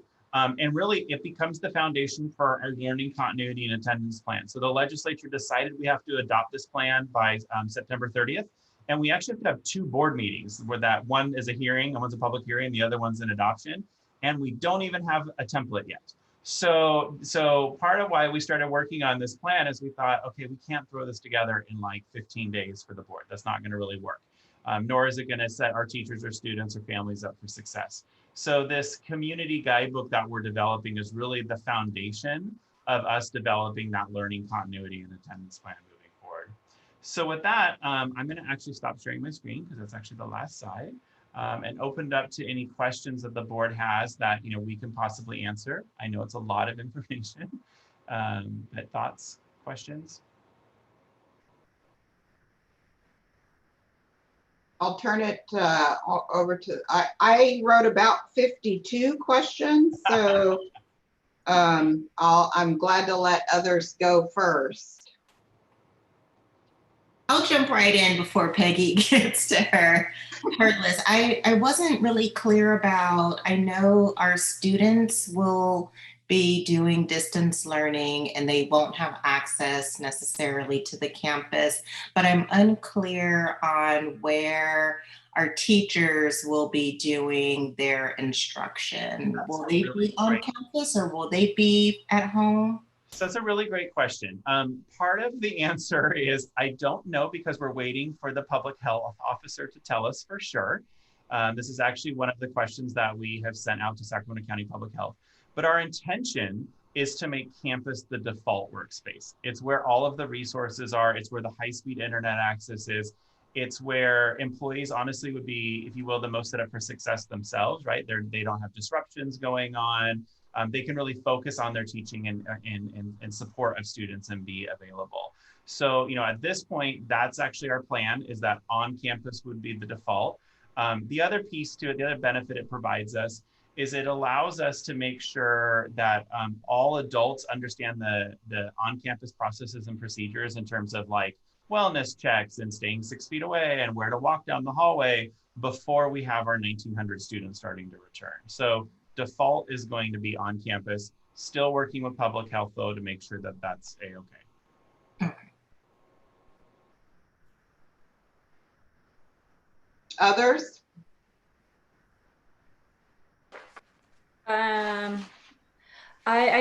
I don't necessarily have questions, but just a couple like thoughts, you know, after listening to all that. Thank you everyone for all your hard work, and it's just amazing. I know every day it's a challenge and different information, and having to be really flexible and innovative, and it just got me to thinking, you know, I work at UC Davis at the Institute for Innovation and Entrepreneurship, and, you know, surrounded by innovators every day. And it got me thinking about our community and all the strengths that we have as a whole, and not only like supporting our parents, but also utilizing our parents and all the strengths that they have, and including them on this journey, and asking them, you know, for ideas. I don't know if it would be a survey or whatever, but just like, hey, you know, these are our challenges, or after the parent meeting, You can have some kind of Google form where people maybe after listening to everything, they could give you some of their thoughts and ideas about how to meet the challenges, because a lot of us have different strengths, and I think the parents would love to be able to contribute and help on this journey. And not only the parents, but also I think utilizing the strengths of the students and what they can do to help provide support to one another and whatever their skill sets are. And looking back, how proud, that we would all be, and especially the kids, that they were able to make a difference during this time. Great idea, Karen. On that note, just so you know, we have the student leadership committee that's actually been meeting all summer, and they've been developing kind of all of the marketing materials. They're, I'll just say, amazing. Stay tuned. And then the other piece to it is going back to your parent idea. Yes, completely agree. So our community meetings on Thursday and Monday are really primarily information dissemination meetings, because we know it's a lot. And then we're actually scheduling follow-up focus group meetings with families, whoever wants to attend, the following week. One, to ask clarifying questions, and see if we can answer those, but two, to do some problem solving around things that we may not have figured out. And then related to that, part of what we're trying to do, we have these groups like LEAP or P4A that, historically, maybe they've put on a fundraiser that we can't do because it's like an in-person fundraiser, right? And so we've been thinking a little bit about, well, and one of the things we've been talking to the parent, so I have an executive director advisory council, which is made up of individuals from those different organizations. And one of the things we're going to be brainstorming is how can we leverage some of the ideas Amanda and I think Amy and Seema were talking about around parent support groups, to support the school and support each other, because I think that's something that's very different as we move into this distance learning environment than we've had in any traditional school year, is that we are going to have to brainstorm and solve problems together. I know as a parent, I was really struggling with my child at the beginning in terms of getting him organized for distance learning. And I had a conversation with a group of other PFA parents where they shared some strategies and ideas. We tried them out in our household. It actually worked really, really well. So well that it's actually how he's been able to stay on track with summer learning activities, right? And so that was something that I gleaned from another parent. And we want to try to organize and facilitate those conversations, because as you mentioned, the strength of our community and the intelligence of our community is really bringing that community together. We're a smart group of 10 administrators or 175 employees, but even then we don't know all the things, right? And so the more we can bring those community connections together, especially in this idea that, like, I keep going back to, like, none of us learned this way. School has never existed this way. So it's really going to take all of us going, oh, okay, let me try this idea. Let me try that idea. And in many ways, it's the inspiration that I get from going to PACT family meetings, because that's what the PACT families often do is, hey, have you tried this strategy? Hey, have you tried this strategy? And it's what we need to do kind of moving forward. Yeah. Thank you, Karen. I have a question. So this may be more related to the elementary kids, but typically during the school year, in the beginning of the school year, the teachers share emails and parent information with all the parents if they're okay with it. I wonder if that will be, of course, happening this year as well, even with distant learning, one, and two, whether or not it would be a good idea, and of course it would be between parents and families, is that whether, like, on Wednesday they have that open slot day, and if some of the kids from each class want to get together virtually online and connect that way, just for the connectiveness for the kids in the classroom. Typically they would be at recess or something like that for interaction, but I was just brainstorming as well, thinking that maybe, like, on those Wednesdays where they have that open time, that might be a good opportunity for some of these young kids to connect with small groups. Yeah, kind of like making like virtual pods in the classroom. Right, virtual pods, exactly. And I know Amy's team's already sort of brainstorming, kicking off the school year, sort of virtual back to teacher, really trying to connect kids to the teacher. But I like the idea of also maybe trying to connect them to each other a little bit too. Right. Especially because the kids are, I mean, some of them will know each other and some will be in different classes from previous years. So it might be a good opportunity for them to get to know each other. I like that idea. And even Good for idea. middle school kids, Mhm. they need that time to interact. And if Wednesdays it is, and you know, but some scheduled time would be good. They can look forward to that and have something to look forward to. And for the high school kids, I say we have the boyfriend-girlfriend pie. The key is nowadays, how are people going to date, right? Yes, yes, Jen, it's going to happen. No, it is not. It's not happening. So if I can go, I just, let me start with the thank yous and the commendation for the group and the group thought and how much you clearly did not take time off like you were told to do because you were working on putting this stuff together. And Joe, I happen to know that's the case. So even if you were away for a minute, you're always, you can't get out of your head. We've all been in our head thinking about things. So I commend all of you for spending that much time in your head. It sounds like you've done all that you can do within what you know to prepare. But soon as we start, stuff is going to happen that you could not have prepared for. So my cautionary note is to leave yourself room to be okay with it not going exactly like you beautifully laid it out for us. You did a good job of putting it out there and something might go wrong. You have paid attention to how people feel, and I want to thank you for that. You have paid attention to how teachers are going to feel. You have paid attention to how parents are going to feel. And you've paid attention to how your students are going to feel. And I think that's going to be very important.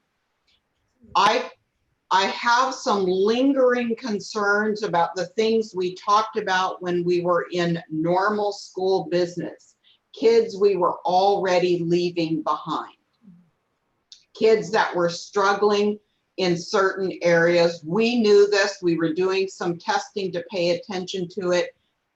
They're going to need even more attention. And it seems like you've tried to put those things in place, but that's going to be an ongoing thing. Those regular check-ins that you all have talked about, the check-ins starting from the beginning to know where the lapses are even coming into school so that you can keep track of where those students are. But we have kids that do not have all of the resources that you think they have in order to stay up with what's going on. And that is not a criticism of anyone or anything. They just do not. And I'm feeling the burden that their parents must feel.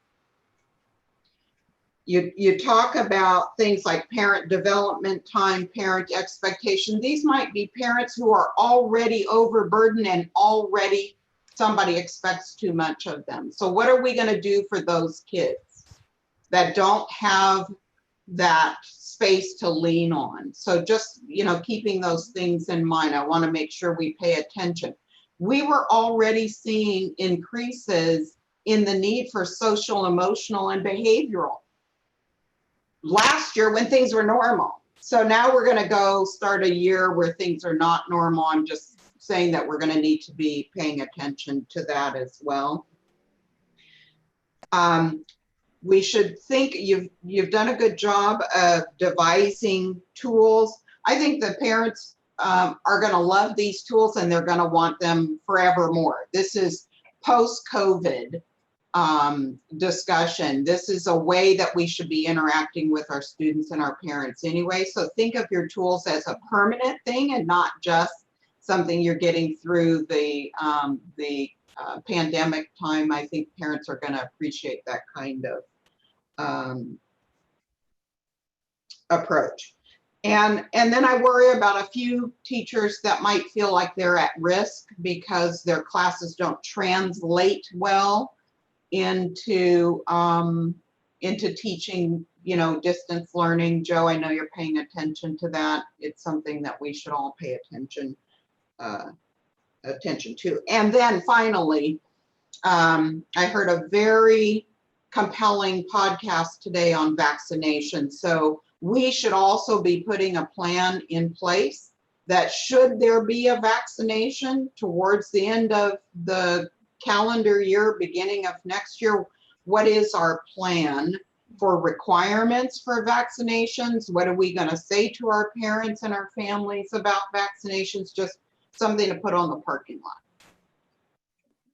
lot. One thing I do want to kind of highlight on the high need students that you brought up with, our idea that we're hoping to implement, once again, we're waiting on the public health officer to let us know if we can do this, but is to have on-campus distance learning support hubs. And so what we're thinking is those, you know, would be an opportunity for students who may not have that structure, those resources that you mentioned at home, to actually come on campus and engage in distance learning in very small groups of, you know, 2 to 5, physically distanced, wearing their masks, but getting the support of an adult, because we equally are concerned, you know, we know who those students are, and distance learning or crisis schooling in the spring did not work well for them. And, you know, we want them on campus as absolutely soon as we can. Certainly we want everyone to be safe and healthy at the same time though.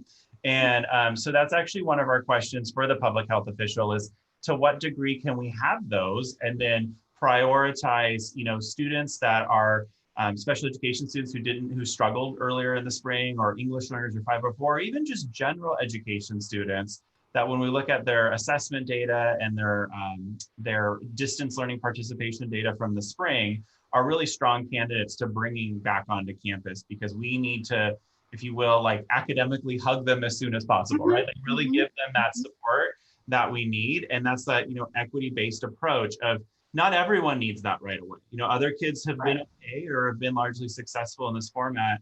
And so we're trying to plan really intentionally, recognizing that there are some kids that need some special support earlier. And so how do we get them to campus first, as we're figuring out getting everyone else to campus, and really being intentional in that. And like I said, we're really just waiting on Dr. Kassiri and Dr. Bielenson to give us the okay, or let us know what additional protocols we need to put in place to make that happen. Great. Good. I just want to say also, I like the way a lot of the coordinators gave as much as possible specific examples of what you were going to do, because that made me go, okay, you know, you start to feel good and you can imagine what these things are. So the more examples you can give, also giving the caveat that, you know, things could change, but during the parent meetings, I really like the way you gave specific examples. And then what about Zoom fatigue and you know, looking at the screen so much? That's something, I mean, right now my eyes hurt and my head hurts, but so just how are we going to address that? And then like having, you know, as much hands-on activities as possible. Thank you. All right, any other comments? Not that I want to end the discussion. I love you all, but I'm not spending the night here. So. I had a quick question, actually. Yes. Just in the interim of school being closed, and I know you're unsure of whether teachers are going to be able to go back on campus, how is the schools being kept up, like from a cleaning standpoint, you know, not getting all cobwebs and things like that? No, so our custodial team has basically been back on campus since the shelter in place stopped. Okay. And so they actually have been doing their full summer routine of, you know, steam cleaning the carpets, getting all the desks cleaned up. They actually transitioned out all of the tables and put in the desks that we ordered, remember, because we have to have individual students. So they did that. I've been here the last 2 weeks, and they've been cleaning windows and the whole 9 yards. So the custodial team has actually been here. Our business office, IT, custodial teams have actually been all back on campus pretty much every single day since the shelter in place was lifted. And then, you know, as they've been on campus doing all the if you look at the COVID-19 like workplace guidance, we're following the office place guidance right now because these are largely office environments. But yeah, campus has been getting taken care of. The custodial team's like, we're ready for everyone to come back. What do you mean 1,900 kids aren't showing up in 2 weeks? So Well, I wasn't worried about that. I figured that it was being taken care of, but just to check in. Yeah. And Well, thank you for everything you guys are doing. And we, truly appreciate it. I will remember that, Pretty. You're like me. Okay, what about the spiders? Joe, to that point, I would assume same kind of attention over at PACT. Is that right? Okay. Or Yes. do we have any security concerns or anything over there? We haven't seen too much so far. Our security issues have definitely been on the Black Rock campus with our students. Those are like a historical security issue. But we've been working on getting alarms, security cameras, it's not Paladin anymore. I forget what it's called, but those people to come by. And then, the biggest thing that we're waiting on at PACT right now, the new PACT building, is the city of Sacramento has to issue a building permit to Comcast to pull the internet fiber line in. And that just finally got issued. So we're getting internet set up at Comcast in the next week or so. And then that allows us to fully implement the security camera systems and some of the other protocols. Right now, all of our security stuff is relying on the telephone lines for the most part. Okay, cool. The COVID delays never end. Okay, Joe, do you want to go to item number 2, approve the resolution? So before we go to 2, you actually need to approve our school reopening plans and recommendation to start with distance learning. Ah, yes, it is an action item. Okay, so could I get a motion to approve the 2020-2021 school reopening plans as presented? This is Maria. I so move. Thank you, Maria. Could I get a second? A second. Who was that seconding? I'm sorry. It was Ashante and Jennifer fighting for it. Yeah, you want to do, you take it, Ashante. Okay, Ashante is the second. Karen Harding Davis, vote please. Yes. Sean King, Yes. Maria Mejorado, Yes. Pretty Merchant, Yes. Jennifer Morgan, Yes. Ashante Norton, Yes. Peggy Wheeler, yes. All right, let's go to the resolution.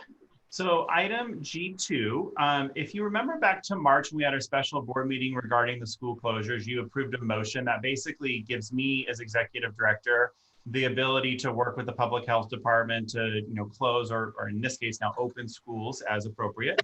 So recommendation from Lisa Core, legal counsel at Young Minnie & Core, is that we reapprove this motion for this resolution for the upcoming school year. The previous one basically expired June 30th at the end of the school year. And so this would actually be a new resolution that we have in place that, for moving forward. It is the same text and language as the one that you approved previously. As you read through it, you're probably seeing that really what it's about is giving me the authority to open or close the school based on the public health recommendation without another board, like calling a special board meeting to do it. Certainly, as we did all through the spring and have continued to do throughout the summer, this would be in consultation with, the board. We have our regular quarterly meetings going on. My goal is never to have surprises for you guys. So, it would be part of our ongoing conversations, but it gives us as a school, the ability of the flexibility to react to the latest public health information. And, if we need to purchase materials or other resources, have those pieces in place, and then have board meetings, on a regularly scheduled or added if you want us to add more board meetings. So if I understand, Dr. Wood, this is the exact same language. We're just sort of extending the public health emergency, sort of like the governor does. And we just changed this. There's some school year notations from the 1920 school year to the 2021 school year. Got it. Okay, could I get a motion? before we do get the motion? Yeah. Is it possible to ask a question? Sure. Of course. Yeah. On number 8, I'd like to know if you could kind of explain what this means in lay language and maybe give an example. Number 8. General practices. So really what it's about is if we needed to change someone's job duty statement, or if we needed to potentially lay off employees or adjust the number of days that they're working. That basically gives me the freedom to do that in relation to the public health emergency, certainly, in consultation with our legal counsel to make sure we're following all the laws at the time. Mm-hmm. So no consultation with the board is necessary, or would not that if just you be... approve this resolution the way that it is. Yeah. Mm-hmm. So we don't typically consult in employment agreements, right?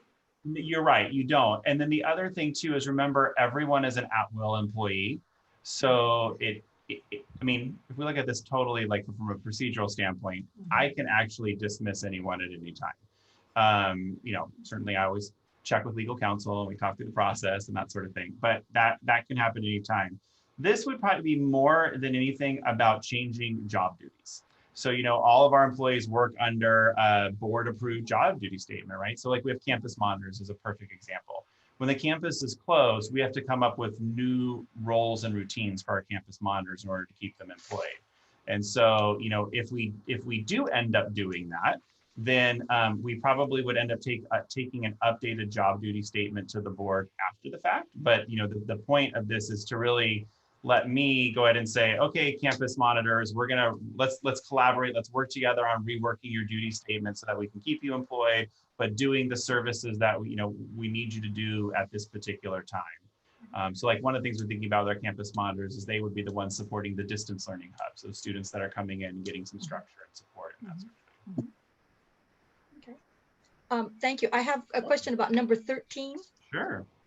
I mean, since we have an opportunity to get clarification, where the executive director is directed to continuously inform families, of course, updates and such.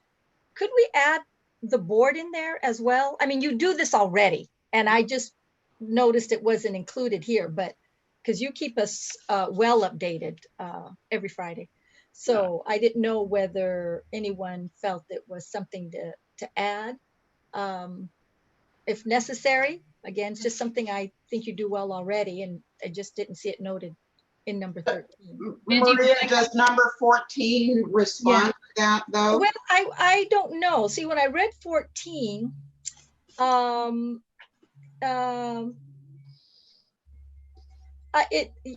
yes and no. I don't know what anybody else thinks about that, but I just thought that since it says specifically, in number 13, inform families about updates to information and directives being received, et cetera, that Joe does it already. And I just wondered if we could add, the board there, since he does it already. But again, that's just something I noticed in that. Well, I made an assumption, Maria, that the relevant authorities would be the governor and Dr. Galley and the county health officer, and would keep our families informed about that, which for most of you would be being informed about that. Right. But I think that 14 includes 13, and therefore it'd be a little bit, for me, redundant to say board again. Yeah, I would agree. You also have to remember that the executive director has a duty to keep the board informed irrespective of the resolution. And so it seemed to be unnecessary to include it in the resolution. Okay, got it. Okay, all right, thank you. Those are the questions I had. Thank you. Good questions, thank you. Before I accept a motion to approve are there any other questions? And then do you need actual signatures from us on this document? We will need actual signatures, but we can get them over the next few weeks. That's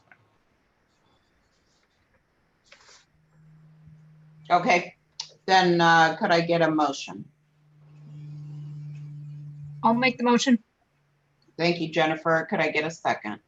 I second. This is pretty. Thank you. You're welcome. This is for voice vote. Karen Harding Davis. Yes. Sean King. Yes. Maria Meharavo. Yes. Kriti Merchant. Yes. Jennifer Morgan. Yes. Ashante Norton. Yes. Peggy Wheeler, yes. Okay. I will reach out to the board tomorrow morning to schedule times for y'all to do the drive-through signature like we did with the other resolutions. Got it. Great.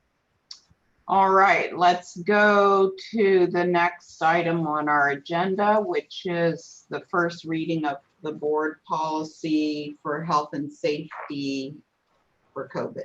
So, the COVID fund never ends. So one of the challenges that we will be facing as a school this coming school year is that we have currently no legal indemnification if a student or staff member contracts COVID-19 when they're on campus.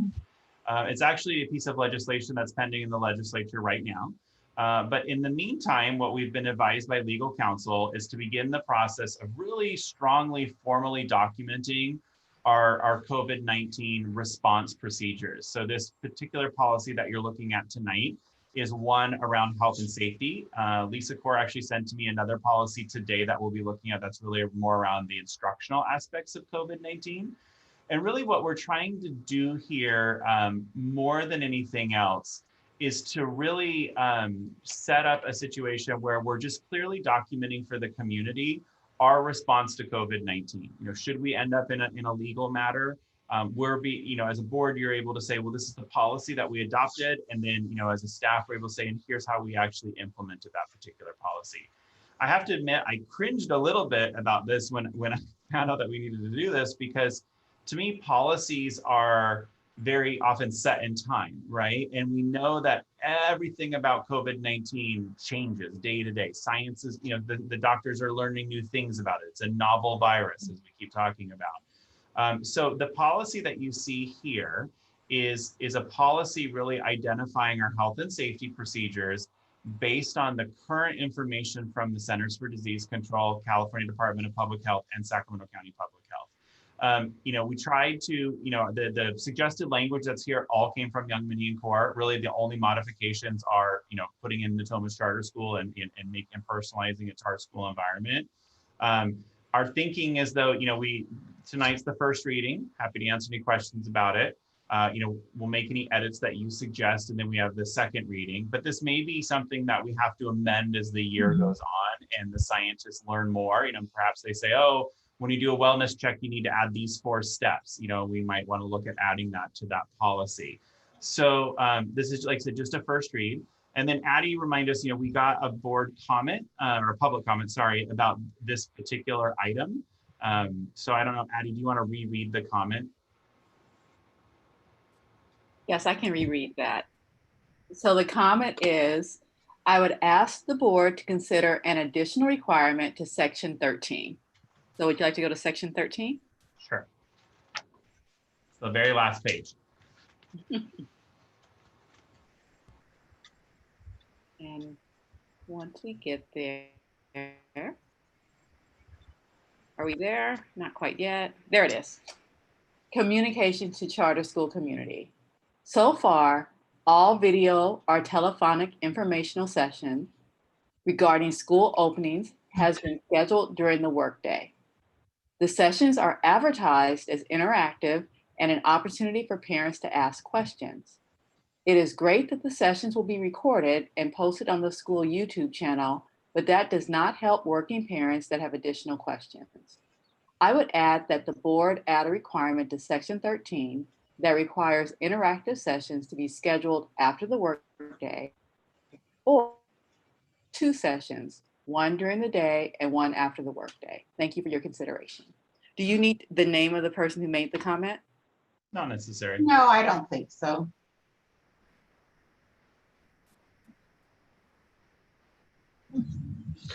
So let me just give you my 2 cents on the issue. The policy or resolution requires the charter school to engage families and staff in this kind of communication. I think the suggestion is a good one in terms of how to do that, but my preference always is to not be that micromanaging as a board and leave to the administrative team the specific discretion as to when and how to best communicate information. So in terms of changing the policy, I think it's a mistake to try and get that detail oriented in how communication is done. But certainly I think the suggestion itself of having meetings or communications that are at times when parents who are working can participate is a good one. I just, for what it's worth, my view has always been that that level of detail in a board policy is less desirable than a more broad directive that the administrative team effectively communicate and let them decide how that should best be accomplished. And anyway, you asked for questions ahead of time on the Google form. So there isn't actual live interaction, right? It's more like the Google form and we had questions and then you go over the questions. Are there live questions too? Yeah, the intention is when we do these meetings with the Google form is twofold. One, for people to ask questions ahead of time, because that actually informs how we shape the presentation. So like, as we're getting ready for these Thursday meetings, we actually already have questions from families. So we're trying to, let's make sure we answer that, right? And then during the session, we actually post the link. People get it in their email when they register, but we also post a link in the session so they can post a question at any time. And similar to your guys' presentation tonight, at the end of the presentation, we do sort of a Q&A. I think what some parents, I don't know about this particular individual, but I know other parents have shared is, maybe preferring more of a Zoom meeting format. But one of the challenges that we have explained to those individuals is in the case of a PFAA meeting, we can have 700 attendees. So that's pretty challenging to have a discussion. So one of the things that we're looking at in solving that for PFAA is we're doing an information dissemination meeting on Thursday, followed by more grade level specific meetings a couple days later. So incoming 6th graders versus returning middle schoolers versus incoming high school students, because we recognize that there needs to be a dialogue, but the dialogue might not necessarily be with all 700 people, because you might need to ask questions that other people don't need the answers to at that point. So we're trying to start kind of broad and then, getting into smaller groups. Yeah. Both good questions, Jonathan. Thank you for that. I think that you're right. When I read the specific language that we're using, that we will engage with our families to help develop. There are many ways that can be done over time, not just one meeting or 2 meetings. It can be done, very specifically in different ways. So I think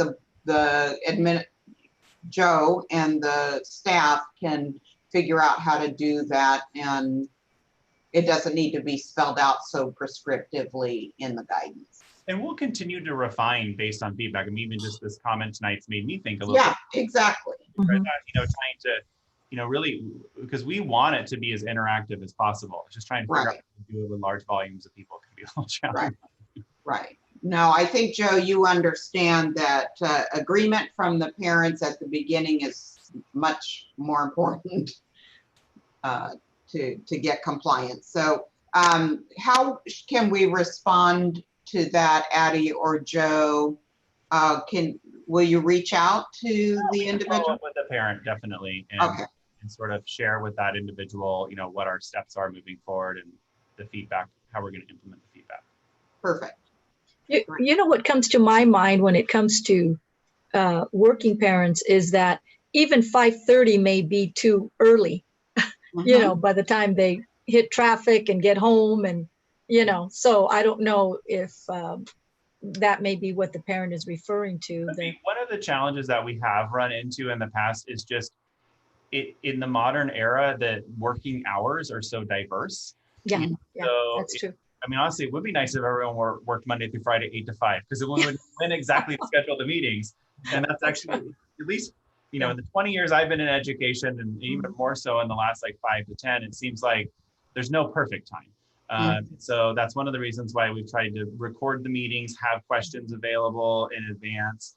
But we can certainly also look at, you know, AM, PM type meetings and that sort of stuff, trying to, you know, diversify it, because we do want everyone to participate to the greatest extent possible, and recognize that it's not just work schedules, right? I mean, sometimes it's like, well, that's when my child needs me, or that's when we're going on vacation. That's something that's also come up. So trying to, you know, provide the greatest support possible. So are we limited in what we can ask the staff to do as well, beyond kind of sort of a traditional work schedule, or do we have flexibility there? In terms of our staff, or? Yeah, our staff. So for example, asking Dr. Gandhi to do her presentation at 7 o'clock at night. Yeah, it totally depends on the staff member a little bit, but most of us are exempt employees, which means you know, be asked to work at all times of the day. We also have hourly employees. It's a little bit different situation. But yes, all your administrative team we can do evening sessions. That's, you know, not really an issue. Excellent. Okay, thanks. Personally, I'm an early riser. If anyone wants to do a 5 a.m. session, I'm totally down with that. Yeah. Good on you, Joe.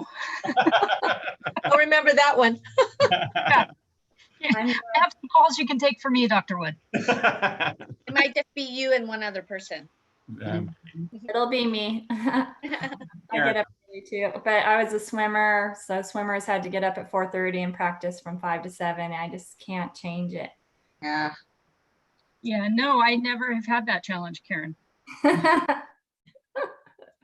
So going back to first reading of the policy, is there any, you know, as you guys read through it before the meeting, was there anything else that you saw that needed to be changed, or questions you had that we could potentially answer? I thought it was comprehensive. You did the best job you could to cover the landscape as it appears today. But I just know that tomorrow or Thursday or Friday will bring something new. Yeah. Okay. All right. So we will bring it back as a second reading next month then, and it'll be a second reading on consent. Great. Thank you. And thank you for all the good comments. Appreciate that.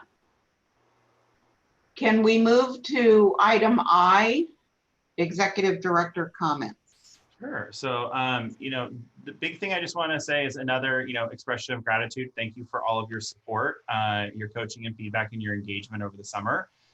Also, certainly want to give a shout out to our administrative team. You know, we did our best to take time off this summer, but, you know, we're really mentally engaged and want to set up the school to be successful for students and staff. And so have been, you know, creating to the greatest extent possible. And then, you know, we will be racing to the start of the school year. We will keep you informed as a board, you know, through my weekly updates, but in parent meetings and other things that you'll be engaged in. But certainly, you know, reach out at any time. It's a very dynamic time, and it's, you know, we know that sometimes there's going to just be questions because we're kind of figuring it out. And our next board meeting, I believe, is August 8th, if the date is correct in my mind. So you guys know we may end up having to have another board meeting in the second half of August as we look at any COVID related, you know, policies or procedures that we need to enact as we get up and moving with the school year. August 10th. August board meeting will be August 10th. August 10th. Sorry, I was wrong on the date. August 10th. That's okay. Wrong month. I was looking at June. Just small detail. Yeah. When do we come back, Joe? I should know this as a dedicated parent, but.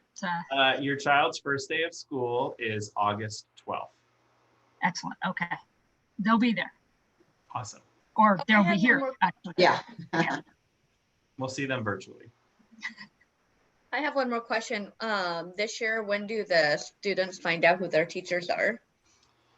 That's a really great question. I don't know. Usually we do it within a day or two before Yeah. school starts, not like too far in advance. And I imagine we'll be on a similar timeline this year as we're just trying to put all the pieces in place. Okay, perfect. Thanks. Any other comments, Dr. Wood? Nope, that's it for me. Board members, comments? Peggy, I'd like to acknowledge the green thumb for the flowers behind your head. You've done a great job. Oh, well, thank you so much. You're welcome.